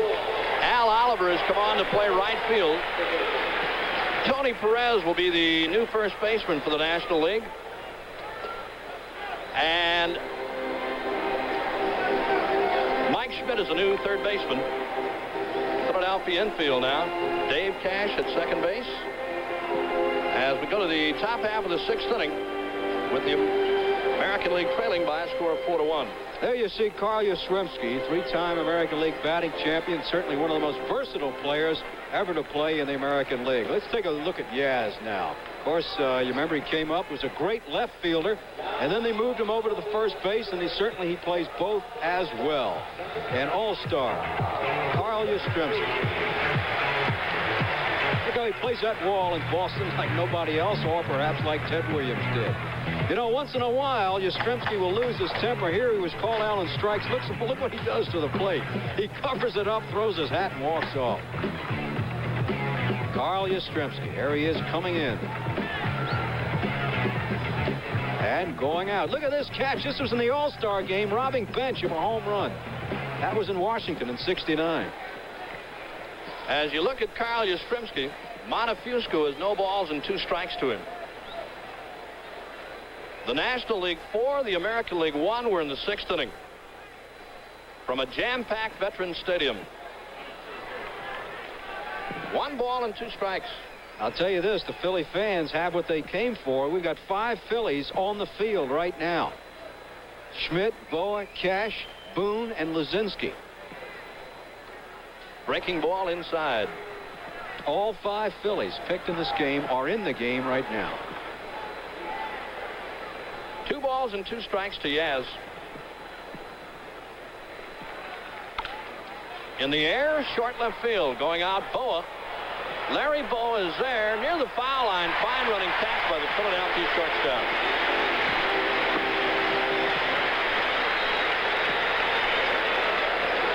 Larry Boa, the shortstop for the Phillies, picks second to Concepcion, but you won't convince the Philly fans that he's second to Dave. Self-made switch hitter, was normally a right-handed hitter all his life, and very late, in fact, his last year in the minors, switched around left-handed. Rod Carew, the first baseman, has hit into a double play and bounced to second. 5-time American League batting champion. He won 4 in a row. Good fastball by Montefusco. You know, Bob, I remember years ago, it was Carew's first year. Sam Mealy was managing the Twins, and he wanted to play Quillisi. And Calvin Griffith sent a directive right down from the top and said, I want Carew at second base. I'll never forget the game. It was against the Senators. He went 5 for 5, and he's been there ever since. Boy, he is some kind of hitter. 2 balls and a strike as Montefusco misses. The thing about Carew, you'll see him change stances so many times. He has a different stance with men on base, left-handers, right-handers. He opens up, closes his stance, hits out of a deeper crouch. 3-1 now, Montefusco behind.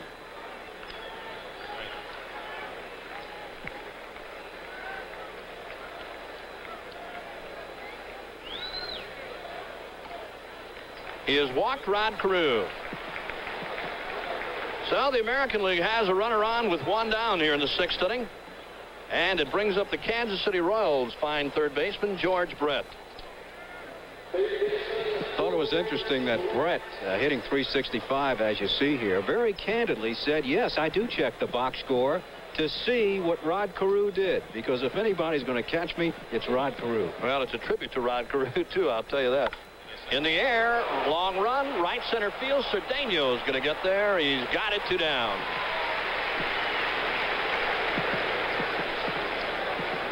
Let's go down now to our colleague Bob Prince and Joe Morgan. Okay, Bob, it's a pleasure to have a young man here who just tied Reggie Jackson and Rod Carew. Joe Morgan, congratulations on being selected with 3 million votes. That's a great honor for you, I'm sure. It is a great honor, Bob. You know, I didn't know I had that many friends around the country, but it's a great honor. And one other quick question. How's your teammate, John Bench? Well, he got caught pretty good right on the bone here in the shoulder, and I'm afraid it's going to be hurting for quite a while. Well, I'm sorry to hear that. Joe Morgan, thank you very much. You're a great cut at the game of baseball. Good luck to you. Right. Thank you, Bob. Now let's go back up to our colleagues in the booth. Throw to first base, and the runner Rod Carew back safely. Carlton Fisk, the Boston catcher.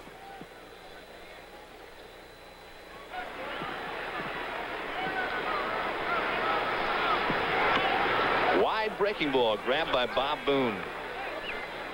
Carlton Fisk. He's the guy many people say makes the Boston Red Sox club go. Leader-type catcher.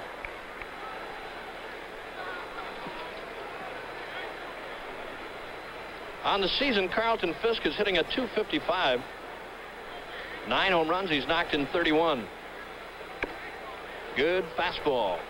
Hey, you saw a good shot of Montefusco as you watch right now. And, of course, in the American League, they call Fidrich a character. But in the National League, this is the counterpart.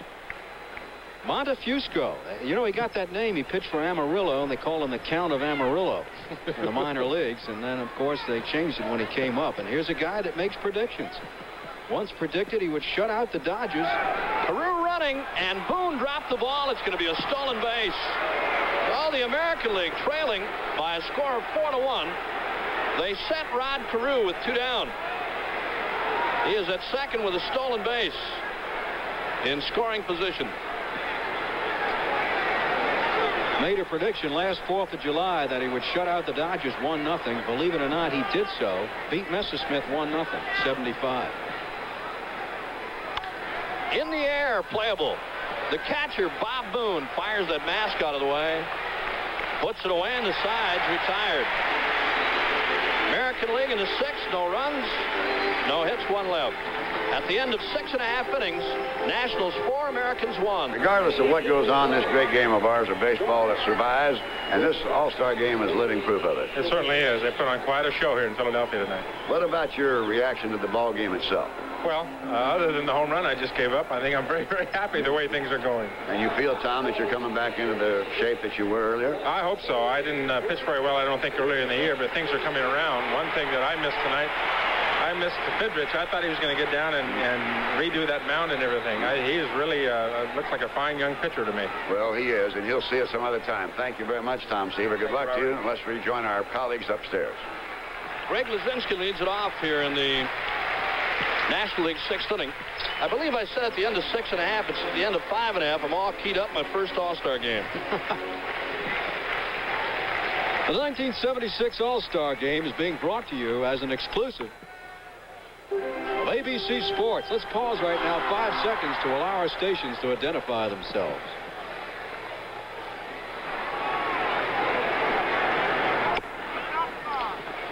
The National League leads by a score of 4-1. They got things underway in the 1st inning.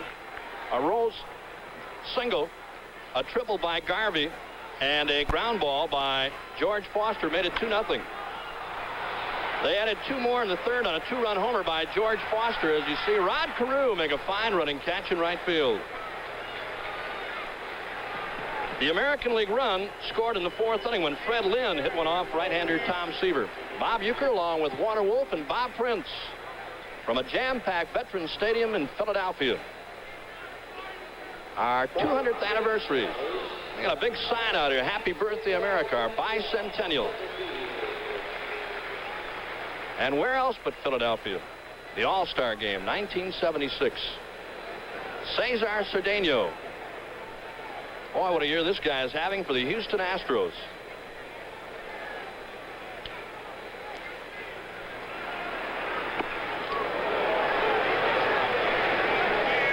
One man out in the National League 6th inning.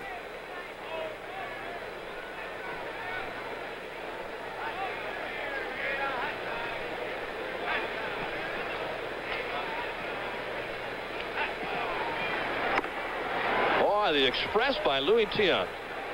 Heating it up. 2 strikes to Cedeno.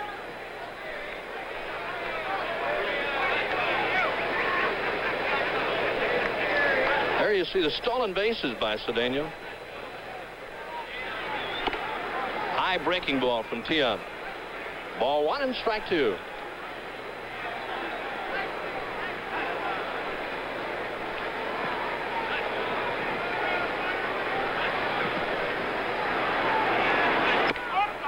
Tiant outside. Ball 2, strike 2.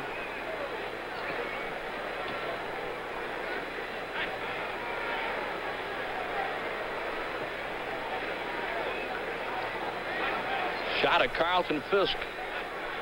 Setting the signs down for Louis Tiant.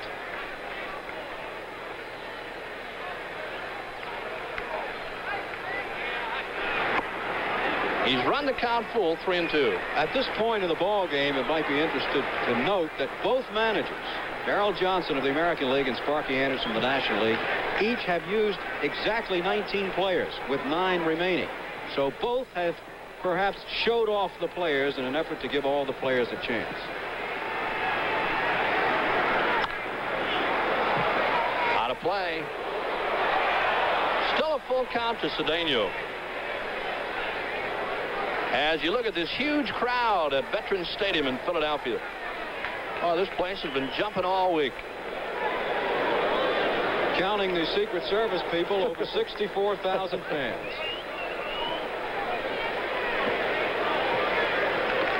Foul tip hung on by Carlton Fisk, a strikeout.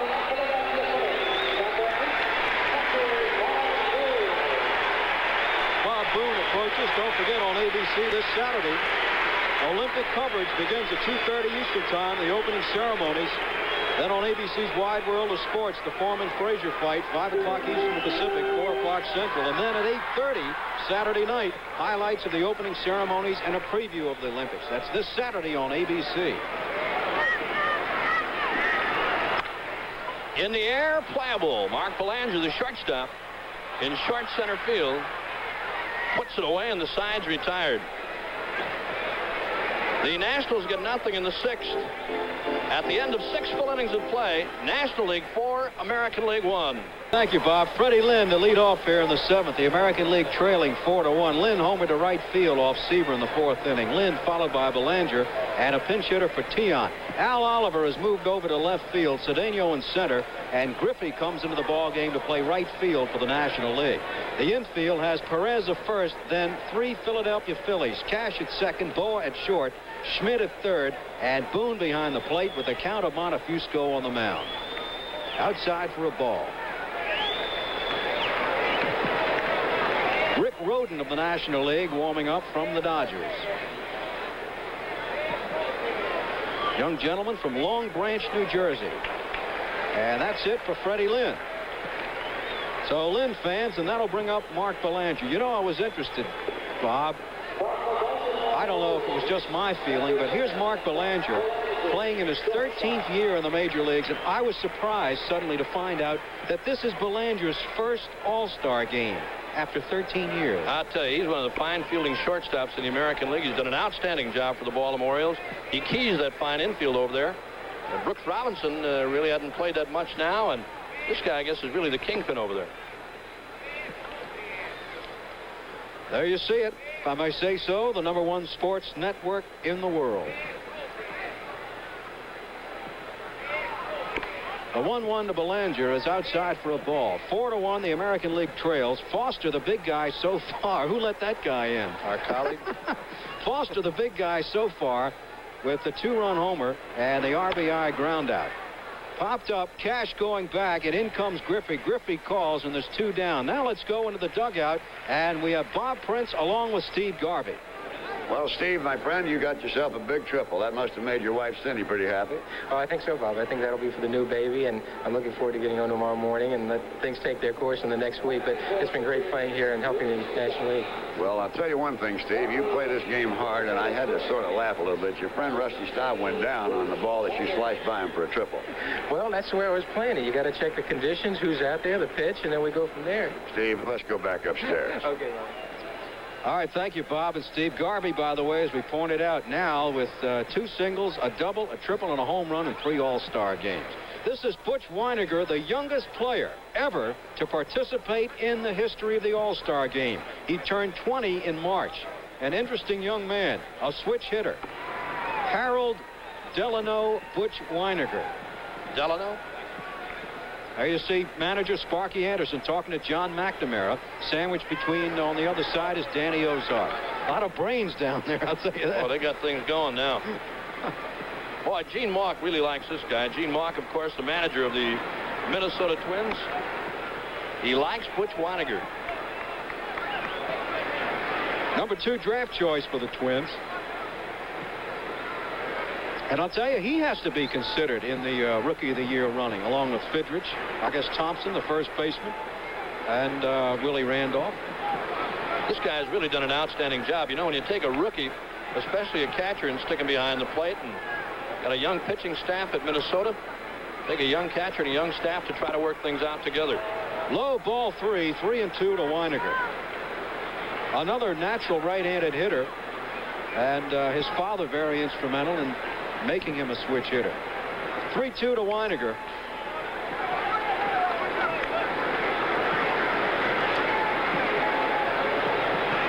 President Ford, here to throw out the first ball, has moved into the box of Vice President of the Phillies, William Giles.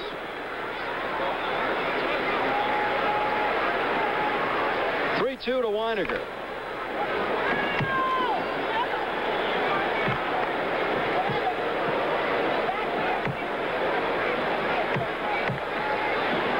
So far, the American League shut out except for the home run to right field by Freddie Lynn off Tom Seaver. There you see the count shaking off the side. Okay, he likes this one. 3-2 to Butch. Ball 4.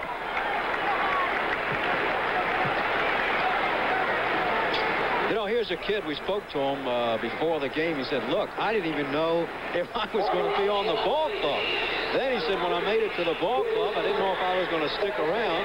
When they passed June 15th, he was happy to be there, and now he's in an all-star game. Really, just an incredible first 6 months for Butch Weiniger on first base. Here's Phil Garner, the second baseman of the Oakland A's, and of course Garner in there for Willie Randolph, who was injured on a pickoff play a couple weeks ago in New York.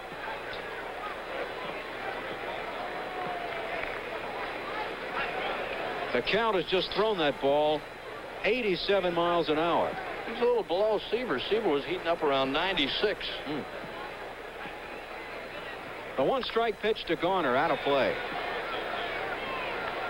You know, all the trouble on the Oakland A's ball club this year, all of a sudden they've started to come around, and this guy's been a big part of them. You know, when Dick Green left the Oakland A's, one of the outstanding second basemen for Oakland. Green was one of those guys that threatened to quit every year and would come back. He finally did quit, and Phil Garner took over and did an outstanding job. That's it for Phil. So Montefusco strikes out 2 in this inning, and we go to the, let's call it the home 7th inning here in Philadelphia. The National League leads it 4-1. Catfish and Thurman, I wonder if you two gentlemen would mind commenting on what you think about the new settlement with the 6-year deal and the year option. How does that strike you, gentlemen? Well, I just heard over the news it's not settled. Well, we heard that it's been pretty well ratified by the baseball, proposed by the ball players, and it does appear that the owners are going to have the players ratified. Is that all right on the player side, Cat? Well, I think it's great. You know, be playing without a contract this year, without the pension plan and everything. And I think if we settled it, like you said, I think it's great because I think the players can play it at ease. Thurman, how about you? Well, I think it's going to add some security, you know, especially to the players. I think there's going to be more 3- and 4-year contracts, and a couple of players, you know, their families won't have to, you know, just being able to settle in one place. I think the owners, you know, really believe now that the Players Association is a real thing. You know, we're a strong unit, and you know, it's just going to be a little bit, you know, cohesive now instead of, you know, each person going in their own direction. Okay, Thurman Munson, Catfish Hunter, the New York Yankees. Now let's go back upstairs. All right, thank you, gentlemen. Here we are on the bottom of the 7th. Boa leading off from the Phillies, 4-1. National League leads in an interesting situation. Tanana, the new pitcher of the American League, went over just before Boa came up, went over to third baseman Don Money, who, of course, used to play here in Philadelphia and was a teammate of Boa, and said, Larry, or rather, Don, how do I pitch to Barry? Larry. Well, this is the way. 1-1. This guy's one of the outstanding pitchers in the American League. Frank Tanana of the California Angels. All hard stuff. Good overhand curveball, good fastball. I'll tell you what, he's one of the few pitchers. You know, a lot of strikeout guys say, well, I don't really try for strikeouts. But he says, hey, I try for strikeouts. It's a feeling of power. Outside pitch fouled off. 2-2 to Larry Boa. Schmidt is on deck, followed by Al Oliver. National League with 2 in the first and 2 in the third. You know, you look at a guy like Frank Tanana, and you got to wonder what kind of winner he would be on a Yankee ball club, a contending ball, Phillies ball club, any club that is really contending, Warner, because, as I said, he has got outstanding stuff. He led the American League in strikeouts, led the majors, as a matter of fact, last year in strikeouts with 269. Finished 4th in the Cy Young Award voting last year. He struck out 17 Texas Rangers in a ball game last year. 3-2 to Boa, and in the right field, Mickey Rivers on the run. He's got it. ball flies out to Rivers in right field, and here's Schmidt. Now, Schmidt this year, as you know, in a ball game in Chicago, in a game in which the Phillies trailed at one time 13-2, Schmidt came on to hit 4 home runs in Wrigley Field. And you know, he made an interesting comment. He said the game was so lopsided, being 13-2 at the time, he just went up, felt so relaxed, like it was batting practice, feeling there was no chance to catch the Cubs. But of course, what happened? 4 home runs in that ball game. This tape, by the way, courtesy of our good friends at WGN Television in Chicago. 4 home runs for Mike Schmidt against the Cubs, and the Phillies won that ball game 18-16.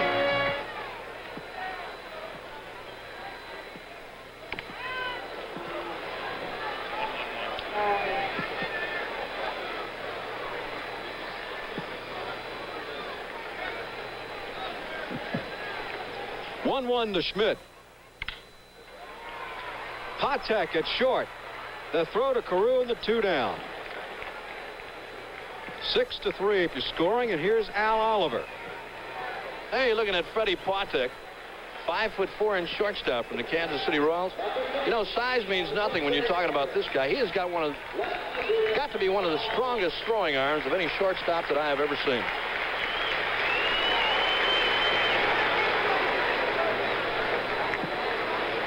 Al Oliver of the Pittsburgh Pirates. And there's Carew, the flip to Tanana, and that's it for the National League All-Stars in the bottom of the 7th. So, as we move on to the top of the 8th inning, as we see American League manager Darrell Johnson, the score, it's the National League 4, the American League 1. We'll be back with more of the 1976 All-Star Game after this word from our local stations. Also, changes in the field for the American League. Actually, for the National League.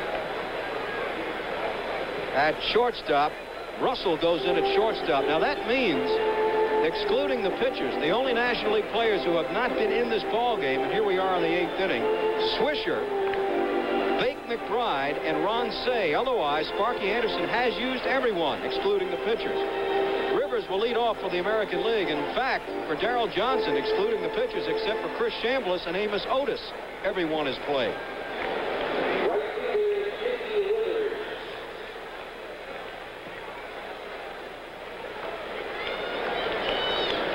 Mickey Rivers grounded out his only time at bat.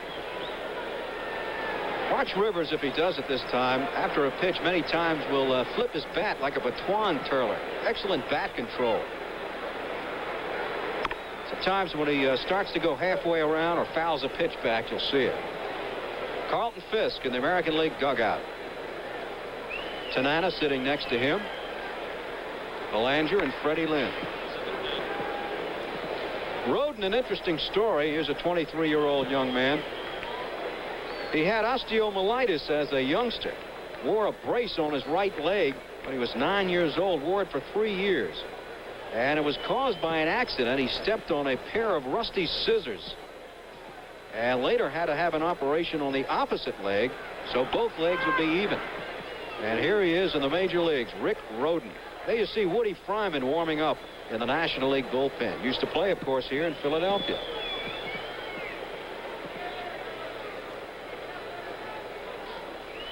Inside to Rivers. Maybe you saw the Olympic arm patch on Woody Fryman, of course, from the Montreal Expos, where we will be beginning Saturday. Olympic coverage here on ABC. The 2-2 to Rivers. Out of play. In case you just joined us, the American League, only run of the night, a home run by Freddie Lynn. There you see the symbol, the Olympic symbol, on the right shoulder of Woody Fryman. The National League, the 2-run homer by Foster. Garvey tripled in Rose, and then Garvey scored on a ground ball by Foster, and that's it, 4-1. We're in the 8th inning. Jones, Seaver, Montgomery, and now Roden for the National League. This is Mickey Rivers with a 2-2 count. And Roden off the mound. He'll have to hurry, and he's safe. Put it in your pocket. See that one coming all the way as soon as Mickey Rivers hit that high chopper to the right of the mound. Roden got off the mound quickly. Look at Mickey Rivers chop down on that ball. That high hopper. Rick Rhoden. Forget it, Rick. No chance on AstroTurf. Wow. Maybe on natural grass, Rhoden has a chance. Here's Yastrzemski, who popped out in the 6th inning. Well, you know, you're talking about grass and the artificial turf. That ball on the grass, it kills. It lays around there. The catcher might be able to make a play on it even. Not on the artificial turf, as you said. Rivers normally a threat to steal, but of course probably will not do so with the American League trailing 4-1 here in the 8th inning. Carl Yastrzemski, certainly one of the greatest hitters in the history of baseball. Missed one batting title by 2/10,000ths of a point when Alex Johnson beat him out.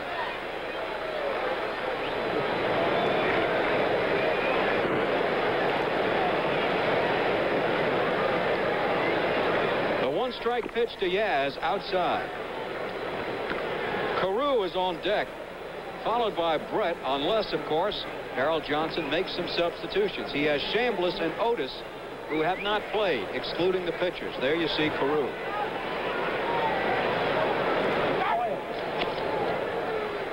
The National League has Perez at first, Cash at second. The shortstop is Russell, and Schmidt from the Phillies at third base. Oliver in left, Cedeno in center, and Griffey in right. Rick Rhoden's fastball on our jugs machine now up around 91 miles an hour, so he's heating up pretty good. Anything above 85, 86 miles an hour is very, very good.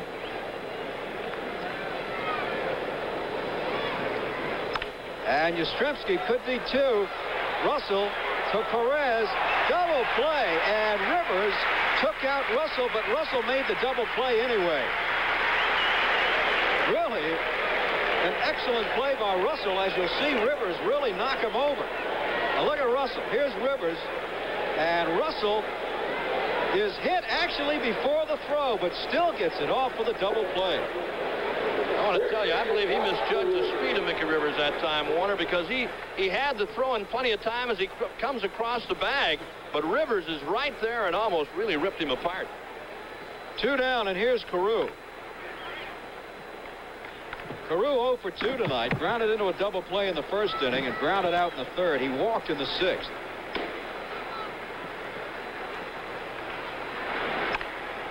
Out of play, a ball and a strike to Rod Carew. 3rd double play for the National League. There you see Carl Yastrzemski.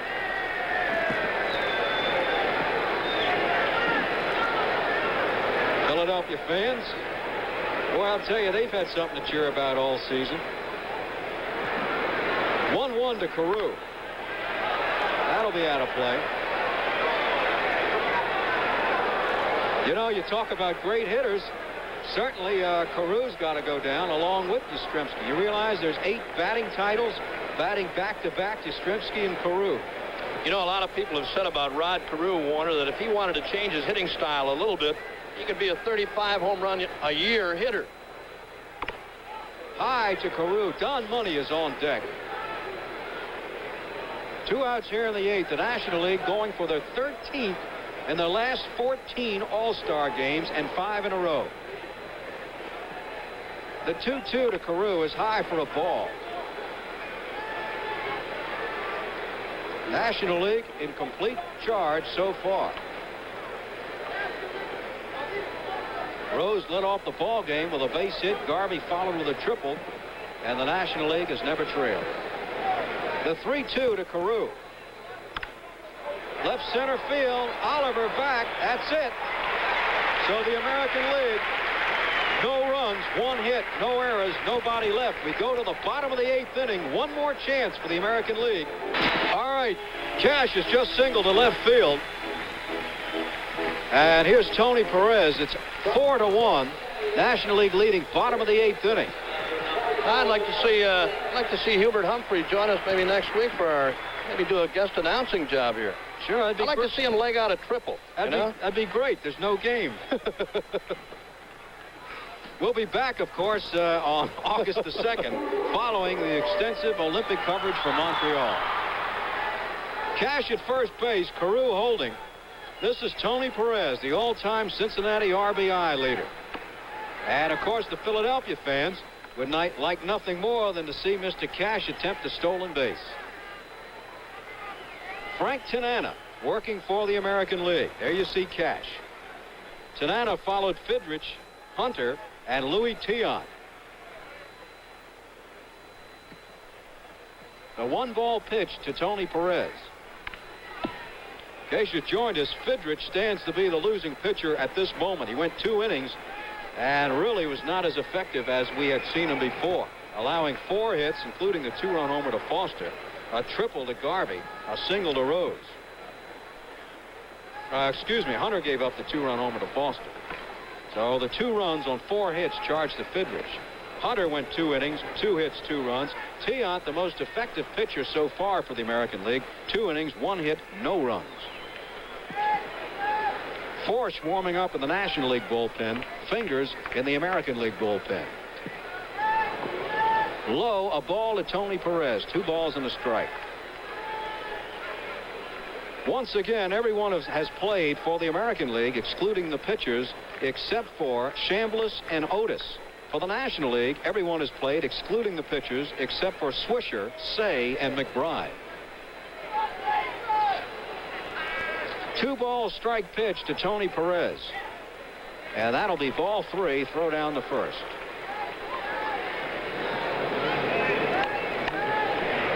Bob, what do you think about so far, and of course including this game, the domination of the National League over the American League? I don't think, even if you were not objective, I think the most diehard American League fan would have to agree the National League, the 3-1 that Perez fouled back, the National League has been superior over the American League. It seems, Warner, you know, with the National League clubs in the All-Star games, it seems somebody gets on with a base hit and somebody cranks one out of the ballpark and always shoots them out front very quickly. They seem to jump out in front of these All-Star games very quickly. In the American League, you know, they seem to always be playing catch-up baseball, and it takes their game away from the hit and run, the stealing. 3-2 to Perez is high for ball 4. Let's go down to Bob Prince now with Rusty Staub. All right, Warner, thank you very much. Rusty, you played in 6 All-Star games, 5 as a National Leaguer, and now tonight as an American Leaguer. Do you think the American League will ever win another one of these games? Yes, Bob, I do. You know, I think there's been a tremendous amount of interleague trading lately, and especially in the last 5 or 6 years. And coming over here, all I've seen is some great athletes in the American League. And there may be a touch more fastballs in the National League, but it's not that great a difference. I think maybe, you know, out here today, the National League lineup was a little more powerful than ours, but I think we maybe had a little more speed. And, you know, it's just one of those games when you got so many good people together, who knows what's going to happen. But it's amazing that the National League has done so well for so long. All right, Rusty Staub, thank you very much. Now let's go back upstairs to our colleagues. All right, thank you, Bob. 2 on, nobody out. We're in the bottom of the 8th inning. 4-1, the National League leads. Cash at second, Perez at first. 1 strike to Bill Russell, the shortstop of the Dodgers. And that could be 2. Money to Garner, to Carew, double play. Around the horn, as they say. 6-4-3 if you're scoring. And on the play, Cash goes to third. Bouncing ball, third base side. Brewer, third baseman Don Money digs it out. The throw on to Garner at second, and watch Phil Garner turn the double play. That's the first tonight for the American League. The National League has turned 3 in the ball game. Let's make that 5-4-3 if you're scoring.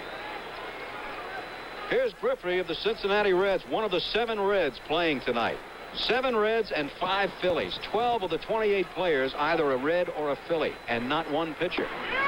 That tells you something about the power of the starting team on both ball clubs. And, of course, let's face it, certainly, barring a collapse, you've got to figure those 2 clubs are going to meet for the National League pennant.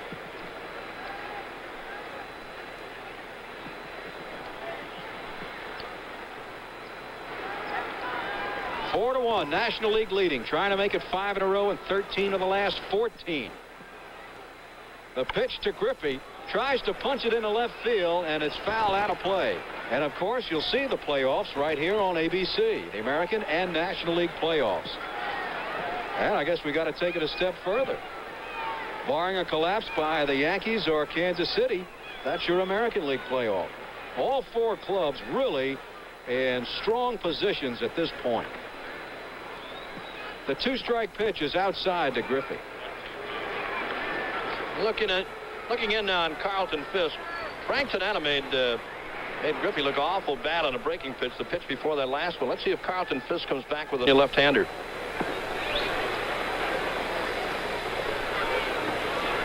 The 2-strike, 1-ball pitch to Griffey, and a base hit in the left center field. Cash scores, and the National League leads 5-1. And now 4 of the 5 runs batted in for the National League have been batted in by the Cincinnati Reds. 3 by Foster, 1 by Griffey, the other by Steve Garvey. There you see Carew and Griffey. And by the way, speaking of those playoffs, this will be the first time in the history of the playoffs that all the playoffs will be seen at night during prime time. Of course, some of the day, but the night games will be in prime time.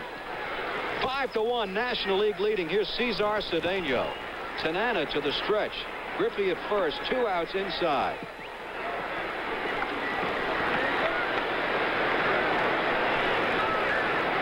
Well, we told you earlier that Frank Tanana is one of the harder throwers in the American League. Bob Boone on deck. He on our jugs machine. We've got him around 95 miles an hour. That's his fastball. Griffey at first with 2 outs. The pitch to Cedeno is a strike.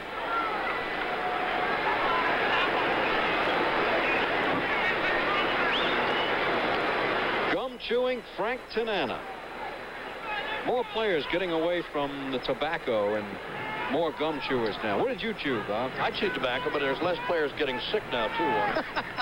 The in-high for a ball is Cedeno. No, I chewed tobacco. I got hit in the throat a couple of times with foul balls and actually really did swallow it, and I kind of got away from it after that.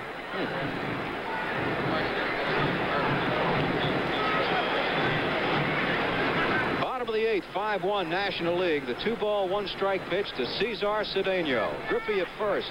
Outside for a ball. Let's see, looking ahead in the 9th inning, if Darrell Johnson does go to the bench and play Chambliss and Otis. If he does, everyone will have been in the game, excluding 5 of the American League pitchers.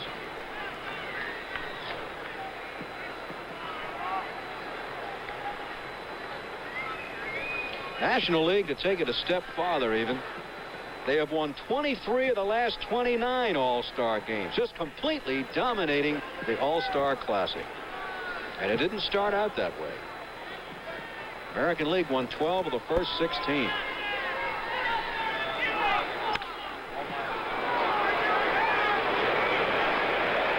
Last time the American League won a ball game, 1971. I know they've been few and in between, Warner, because the National League has really dominated, as you said. And again, I go back to what I said before. They jumped off to a 2-run lead in the first inning. As you look at it right there, the National League 27 wins, and the American League 18 with 1 tie. 3-2 to Cedeno with Griffey at first and 2 outs. There goes Griffey. Good shot to left field. Back goes Yastrzemski near the fence, and that's out of here. Home run by Cesar Cedeno.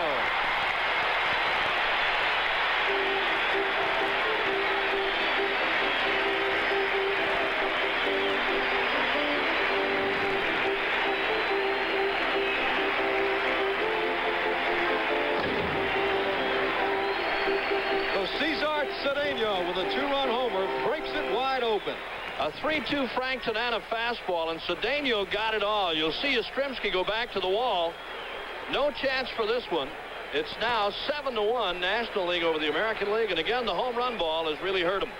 You know, Bob, you said a Frank Tanana fastball. I thought you were going to say a Frank Tanana fat ball because that's what that was, right down the middle. 91 miles an hour, and I think it went out twice as fast. You know, you talk about the guys, some guy really heating up one. You brought out a good point. You don't have to swing that hard. You don't have to hit a ball that hard. If they throw in the off-speed stuff, you got to furnish a lot of your own power. But Cedeno hit that ball nice. Here's Bob Boone, the Phillies catcher, and of course the partisan Philly fans booed Johnny Bench when he was introduced, in case you missed it, because they felt Boone should have been the starting catcher. I thought it was interesting that Bench himself, the man and gentleman that he is, said, look, if I was a Philadelphia fan, I would agree with them. After all, the guy is out hitting me by 75 points. Right field, Mickey Rivers has it in range. And that's it for the National League. But they scored twice on the 2-run shot by Cesar Cedeno. And we go to the 9th inning with the National League leading 7-1. This is 29-year-old Ken Force, the only relief pitcher picked by manager Sparky Anderson from the Houston Astros. And you talk about an earned run average, he's got it, 1.99. Kenny Force, the brother of Bob Force, and this is his big season. Ken Force of the Houston Astros. Ron Cey has gone in to play third base for the National League, so that means only Swisher and McBride have not appeared for the National League. There you see the Penguin. And Chris Chambliss apparently will get a shot. He came out of the dugout and went back in. This is Don Money. And for the American League, Chambliss and Otis, excluding 5 pitchers, are the only fellas not to play tonight.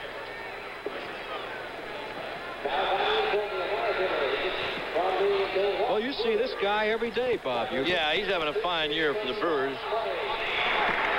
Don Money at third base. A couple of years ago, he had an outstanding year. Led the league in fielding.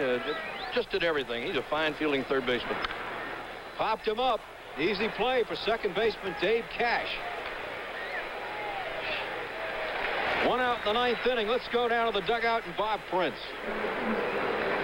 One of the great strong men in baseball, Greg Luzinski. Greg, you know, all the scouts around the American and National League say they'd rather play the Cincinnati Reds than your Philadelphia Phillies in the World Series. Does that turn you on or off? Well, I think if we get to the playoffs with Cincinnati, it's going to be a tremendous series. It'll be a power-laden series with 2 good defensive clubs. I think pitching will tell the story, and you know, it's just going to be a great series. But I'm sure a lot of people fear the Cincinnati Redlegs. Greg, thank you very much. You're a great star, and let's go back upstairs to my colleagues. All right, thank you, Bob. This is Chris Chambliss, who loses the bat and the ball. The shortstop, Russell, throw to first, 2 down. So Chambliss gets in the ball game, leaving only Amos Otis, excluding the pitchers. Let's see if Otis comes out, and that would make everyone playing. And here comes Otis. So I think a fine gesture. Watch it again. Watch the replay. A broken bat. Watch the gun on Bill Russell, the Dodgers shortstop, as he throws out Chris Chambliss from the left side by a step and a half. 2 down, and here's Amos Otis. So the entire bench is cleaned out for the American League. And, of course, Willie Randolph, who was named to the club, could not play because he was injured. So I think in all respect to the losing manager, Darrell Johnson, at least he did play everyone that he could. Everyone except 5 remaining pitchers. Otis hitting at .281, 12 home runs this season, 53 runs batted in. Amos Otis. 7-1, National League leading, 2 outs in the 9th.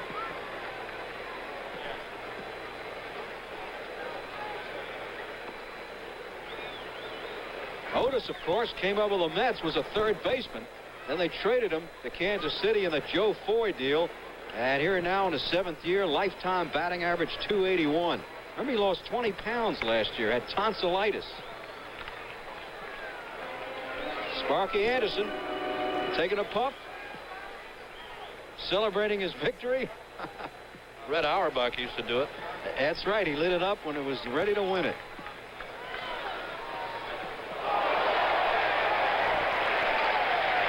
Souvenir for somebody. There you see, I believe that's Dick Ruthman, isn't it? Former Philly, now working for the Braves.